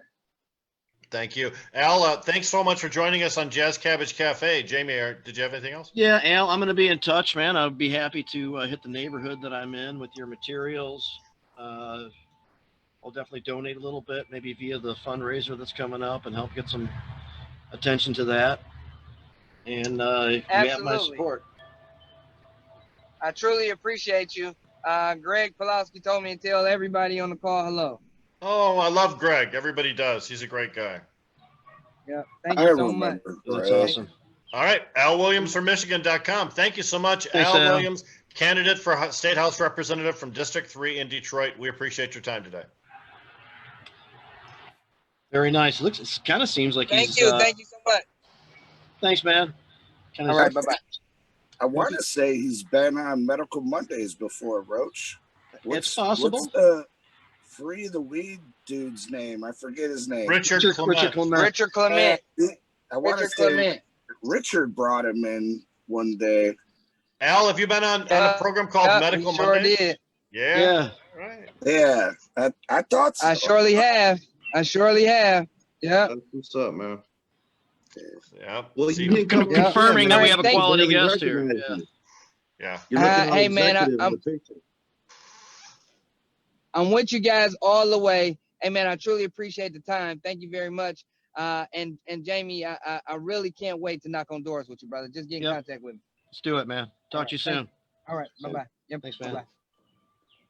Boy, I hope he's successful in his campaign. He called us Yeah, from the field because he's distributing personal protective gear to people that need it. Mhm. What a stud, man. He helped us out with MI Legalize, and he's been around doing some good stuff for a long time. And it sounds like he's kind of set himself up sounds like to have a great- real good chance at this. I don't know about a stud, Rick, but he sounds like a great man. Yeah. Well, Al's a solid. Should see his hot character. dog, man. Yeah, the hot dog. Again with the hot Hey, dog. so there was some stuff last night at Medical Mondays, including going over seriously some of the stuff we've been going over here. It was a good You know, show. something Yeah. you guys said last night that I want to just bring back up about the statistic about us being 40th on the list of cities dealing with police brutality. Yeah, You it seemed said like he that- kind of confirmed that a little bit tonight. But go ahead, Oh, he sorry. totally did. Yeah. and you also said that you know, a lot of it is unreported, and I think that element is still there. But I remember, like, shortly after Malice Green, there was 2 incidents where cops were killed, like with like automatic assault rifles. Shot in And- their police cars, in fact, in one case. Yeah, like on 94, they were like doing a chase, and the guy leaned out with the rifle, and he killed 2 cops, like, you know, because they were just driving in line chasing them. And I think that really kind of, for lack of a better term, made the police respect the public more than they normally would, because they had lost that, you know, authority, you know.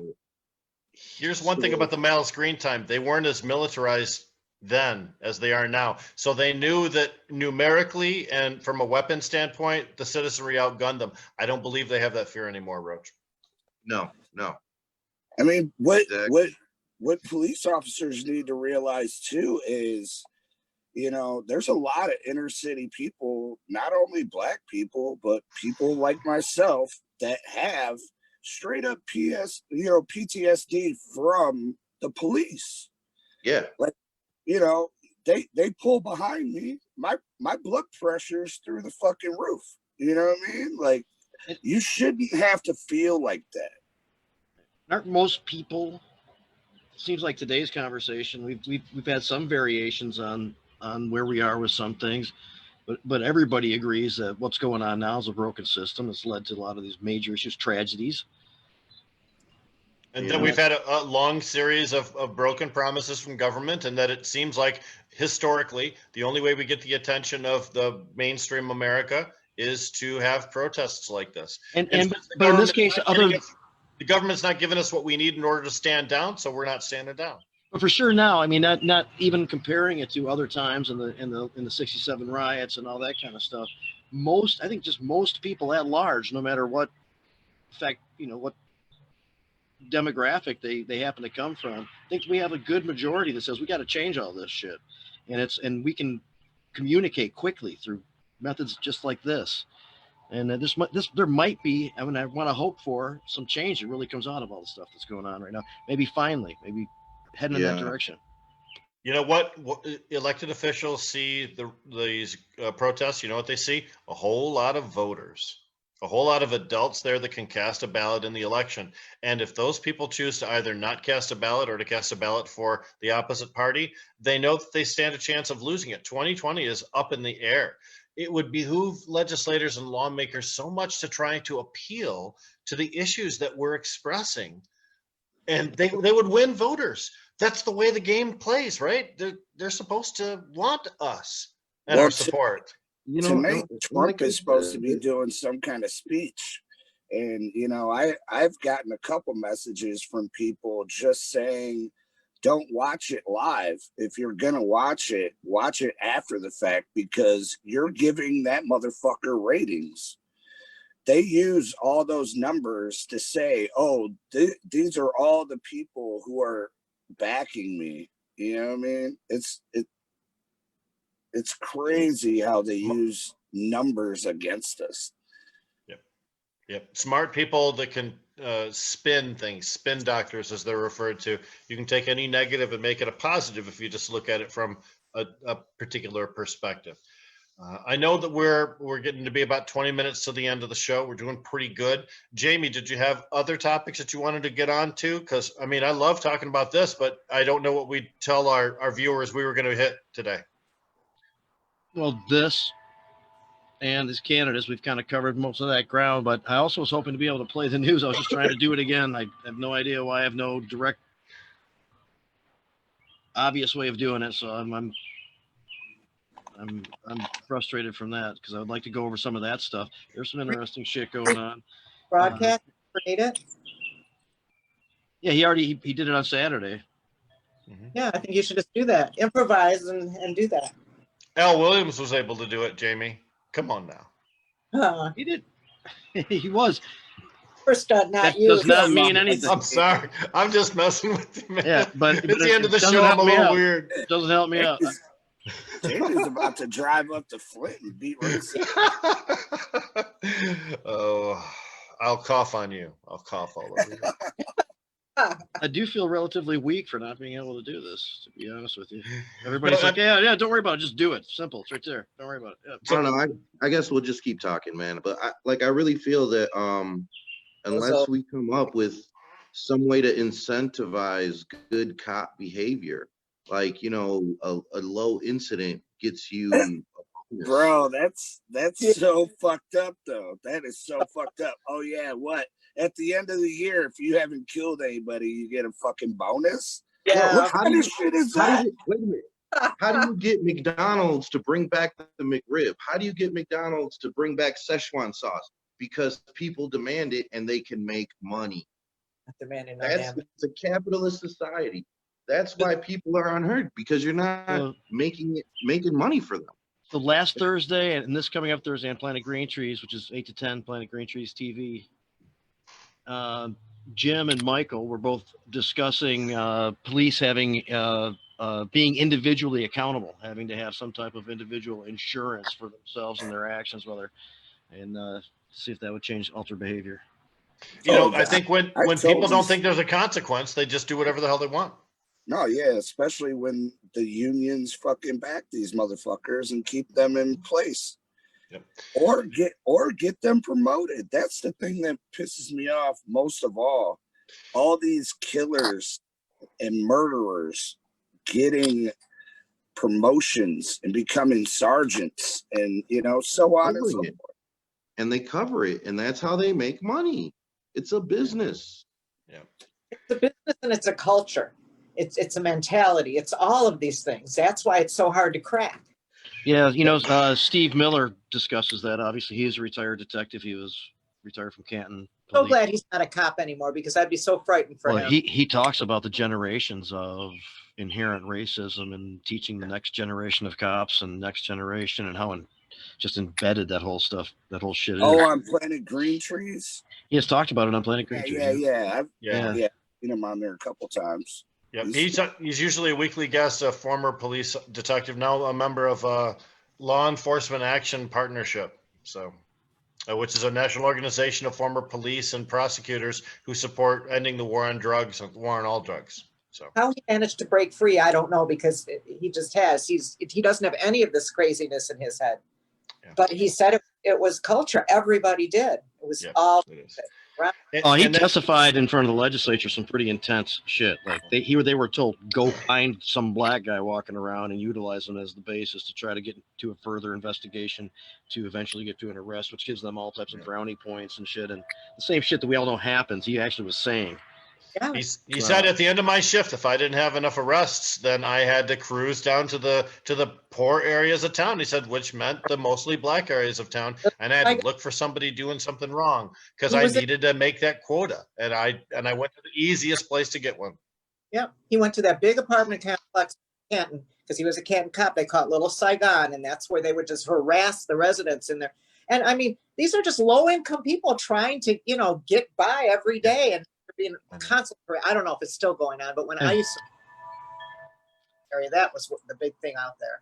Yeah. Cops harassing low-income people for no reason other than it's their job. What the fuck? Asserting power over them.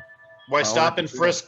I'm sorry, Jamie, but this is why stop and frisk was such a terrible thing for the city of New York, because it gave the police officers the right to stop anyone and to search their body for no reason whatsoever, and they had to submit or else be convicted of a crime immediately on the spot.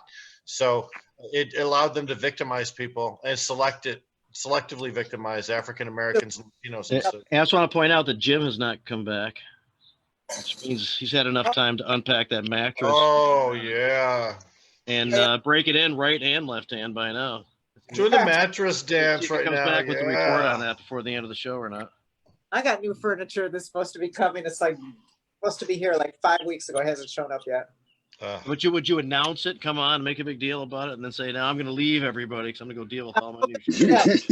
Jim knows how a tease works. He's good at this. Yeah. It's cool. Maybe next week we'll have he'll broadcast from his bed. Yeah, if he doesn't come back. Hey, by the way, speaking of that, I was going to say at the beginning of the show, but I forgot. I'm going to be broadcasting from the lobby of the Botanical Company next Tuesday. Boom. So, yeah, it'll be Jazz Cabbage Cafe 4 to 6, but you'll be on remote up at the lobby. I'm familiar with that lobby. So is Darren McCarty. Yeah. Yeah, but there'll be customers allowed in. I may be in the back room depending on how that works out. I think there's something that could help the police not kill people if they have to smoke a joint before their fucking shift. And right. on their lunch too, because they would chill the fuck out. Like I said last night, man, I'm gonna fucking. You know what, man? I kept on trying to say Berg droppings. Kept on getting drowned out. Yeah, you don't want Berg droppings. That seems like something you have to pay somebody to clean up. I'm sorry. Nah, but they are effective. Big Berg bombs, man. Like the fucking straight up weaponized weed. Explain to Jazz Cabbage listeners what a Berg bomb is. Well, I mean, really, I was thinking originally, having like a big, heating apparatus that you just toss wax on. But, since everybody's into, shooting mortars and everything, the huge, fireworks and everything, that there has to be some way we can combine weed and fireworks and just instantly release a plume of fucking smoke and just get all the fucking cops high as shit. They won't have a fucking reason why. They just be like, "Oh, what the fuck are we doing?" and just toss down their fucking shields. And instead of tear gas grenade, it would be a wax gas grenade. And yeah, you could definitely hook it up. Yeah, there has to be a way we can do it. There has to be. I'm not advocating throwing anything at the police because I'm from Flint. That shit gets you shot. Well, shit, we could throw it above them. And then it just rained down on them. And they would totally understand or be affected by the time they respond, right? Chinese lanterns, Chinese paper lanterns just hovering over them, They turn around to attack and then just get affected. In between the police drones and the folks, yeah. Or we could charter fucking helicopters and fucking just drop fucking, just blow smoke down on them. That'd be insane, man. It all seems like an interesting idea, getting the cops high so they don't commit violence against people, but probably not one that we've got the logistics worked out to yet. Oh, I'm still Deb's with the smiling. mammalian fat and animal feces. So last night on Medical Mondays, we talked about a science story from Israel where they had previously discovered a bunch of jars in an old tomb, and they just recently did analysis and found out that it looks like they were actually mixing cannabis with hashish, mammalian fat, and animal feces, which also I think is the formula they use for backwoods. So, Hey, like the holding agent. yeah. I might be able to play this. I'm gonna try. I'm gonna try to play the news. Oh, I thought you were gonna try. Yeah.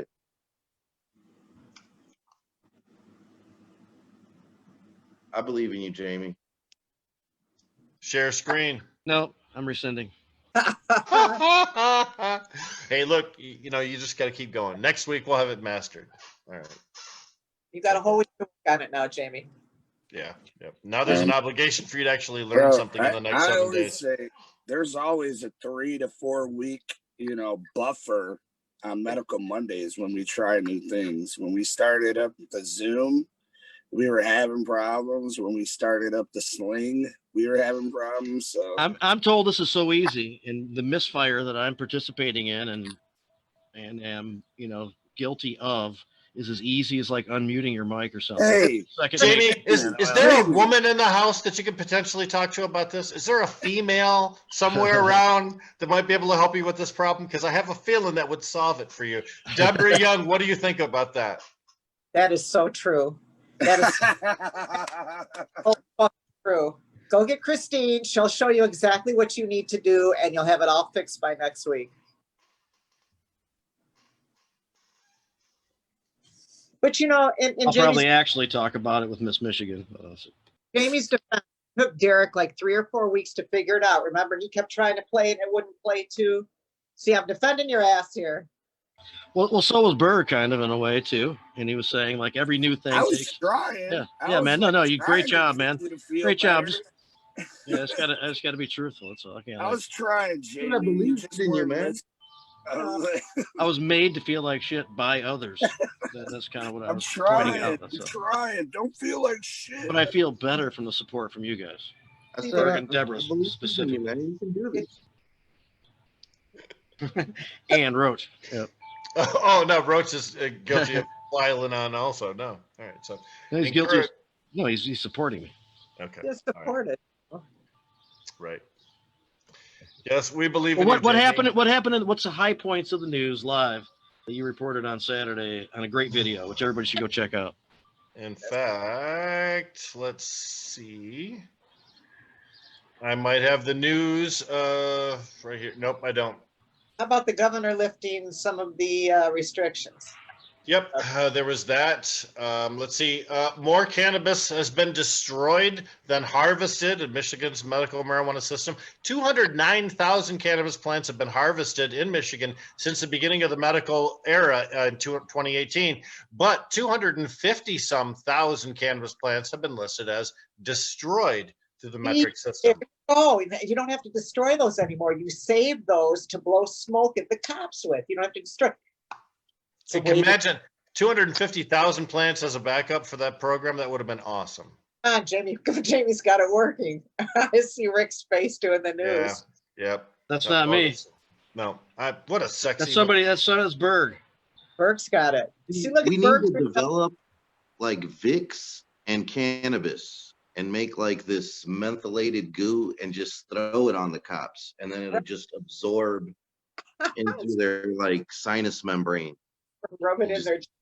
Yeah. Love goo. I'm just Rick gonna can run up and rub it into their taco meat. Do not throw shit at the cops, people. Do not. Run at them with kidding. a jar shaped like a gun full of medicated goo. We are just kidding. Just kidding. No I'm lawsuits, just gonna please. I'm gonna buy all kinds of native made stuff and just unwrap it and hand out brownies and blueberry muffins to the police. I'm pretty sure a bunch of them would They'd be hiding them inside their bulletproof vests. They'd be like, give me a couple more. Yeah, take those after shift, you know? They love that shit. Medicated donuts. Oh, That'll bait a trap. That will bait a trap. Yes. So. We don't even, we just can just put them down. Just put like several. hey, you don't even have to hand them to them. Let down a box just of them put 'em throughout the down city. now. right? Set the wax down and booyah!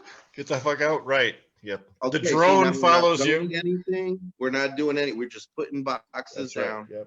and some coffee. Don't tell anybody this. You Yep. might really do it. And a little sign that says free. Also, yes. Well, you know what? I think we should only medicate some of them, and then we should put our special custard in others. What? Gross. Yeah, man. Nice, Berg. I was just about ready. We're getting toward the end of the show. So ready to tell you how much I That's- appreciate. That's only for the That's- administration. That That's is only not a for good the- idea. No. Kind of making up for Ray not being around the entire show too, I guess. And last Ray, week, Ray normally slides a semen joke in there some point during the show. But, you know, he Oh, messed hey, up. I got a news thing that I saw. Did you guys hear about the owner of Detroit Popcorn making racist Yeah. comments on Oh Facebook? yeah, That fucker's lost his He- business now. He's done. yeah. Yeah. Talk about it. I didn't hear about it. Tell me more. The post that he made was, and they wonder why they need knees in their neck. Yep. Yeah. And it was on a video. He made a public apology, and he defended it by saying that he wasn't addressing George Floyd. He was posting it on a video of looters running into Target, and as a business owner, that hurt him. so All know- his businesses have dropped him, including the Detroit Zoo concessions and concessions everywhere have just dropped this. He's done. And You know, this has been around since what, like the 40s or the 50s or something? Yeah. We Of didn't all the talk- ways, go ahead, Jimmy. You. No, I'm sorry. We haven't talked about like some of that stuff involved in this uprising a little bit. There has been some damage to property, people looting stuff, and Not the worst in people. and so like that's not condoned. I mean, the mayor of Atlanta did a great job kind of addressing that. We are better than this, but it's kind of, and I'm not defending it. But it's kind of symptomatic of such a thing, and I think many of us agree. And one of the reasons we haven't really brought it up most of the show is that we really need to address the underlying issue that created the uprising in the first place, so that those symptoms don't exist for this reason again. And that's our best way of talking about that, not getting distracted by focusing on it and saying that it waters down the point, or that kind of stuff. Those are people who are allowing the distractions or trying to force those distractions. The underlying issue still is this ongoing disproportionate treatment, this institutionalized racism, these tragic outcomes of that type of treatment, that all those things that need to be changed and have been in need of change for countless years. Yeah, no, there's going to be a bunch of fallout, I'm sure. There's going to be a lot of misspoken words, just like Dab and Granny just before this. If you know the whole story, she really wasn't proclaiming her own racism as much as someone else's, and how upset she was about having to witness it, even though it was over the phone. And now she's labeled the racist. So the world is kind of screwed up in that way, but we need to really focus on, and I know we have to say that it's the black people, but it's anybody. It's really anybody, and we need to just look at each other as humans. Like, I don't know what law you need for that. People have to be personally accountable for their own behavior. So when the entire English language is available to you and you choose to say something like, I'll release vicious dogs on the protesters, or when the shooting starts, or when the looting starts, the shooting starts, when you choose those particular messages, out of all the ones available to you, it really shows what's behind the words, the human being behind those words. And when Dab and Granny said that, she expressed something that really, really looked pretty ugly at that particular time. But it also means sometimes a snapshot of what happens isn't really truly reflective of the individual. But the Detroit Popcorn Company guy, that was just stupid. Why So would you even write we're that? kind of winding down a little bit. If anybody wants to toss in their last 2 cents or anything going on, obviously Planet Green Trees 8 to 10, Planet Green Trees TV on Thursdays, Medical Mondays 9 o'clock, YouTube Medical Mondays podcasts, which is pretty awesome. There's some good shit on there again last night. Facebook and Instagram too. Yep. Outstanding. Take a look at my YouTube channel for the news that we weren't able to play tonight and other episodes on the news.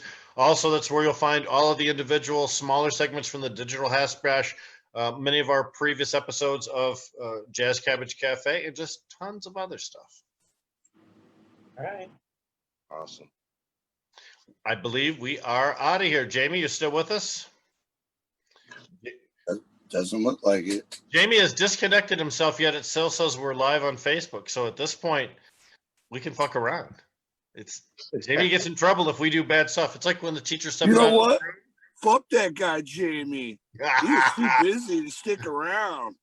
Mr. Rules, Jamie. Oh, no. Just teasing. Oh, it's fun. But it does still say live on Facebook. No, we appreciate the invite, as Thanks always. for having us on. Berg is the host. All right. Thanks, guys. I appreciate you guys coming on, Jazz Cabbage. It's been a good show. Thanks again. All right. Thank you. Later. Have a good one. You bet. Peace.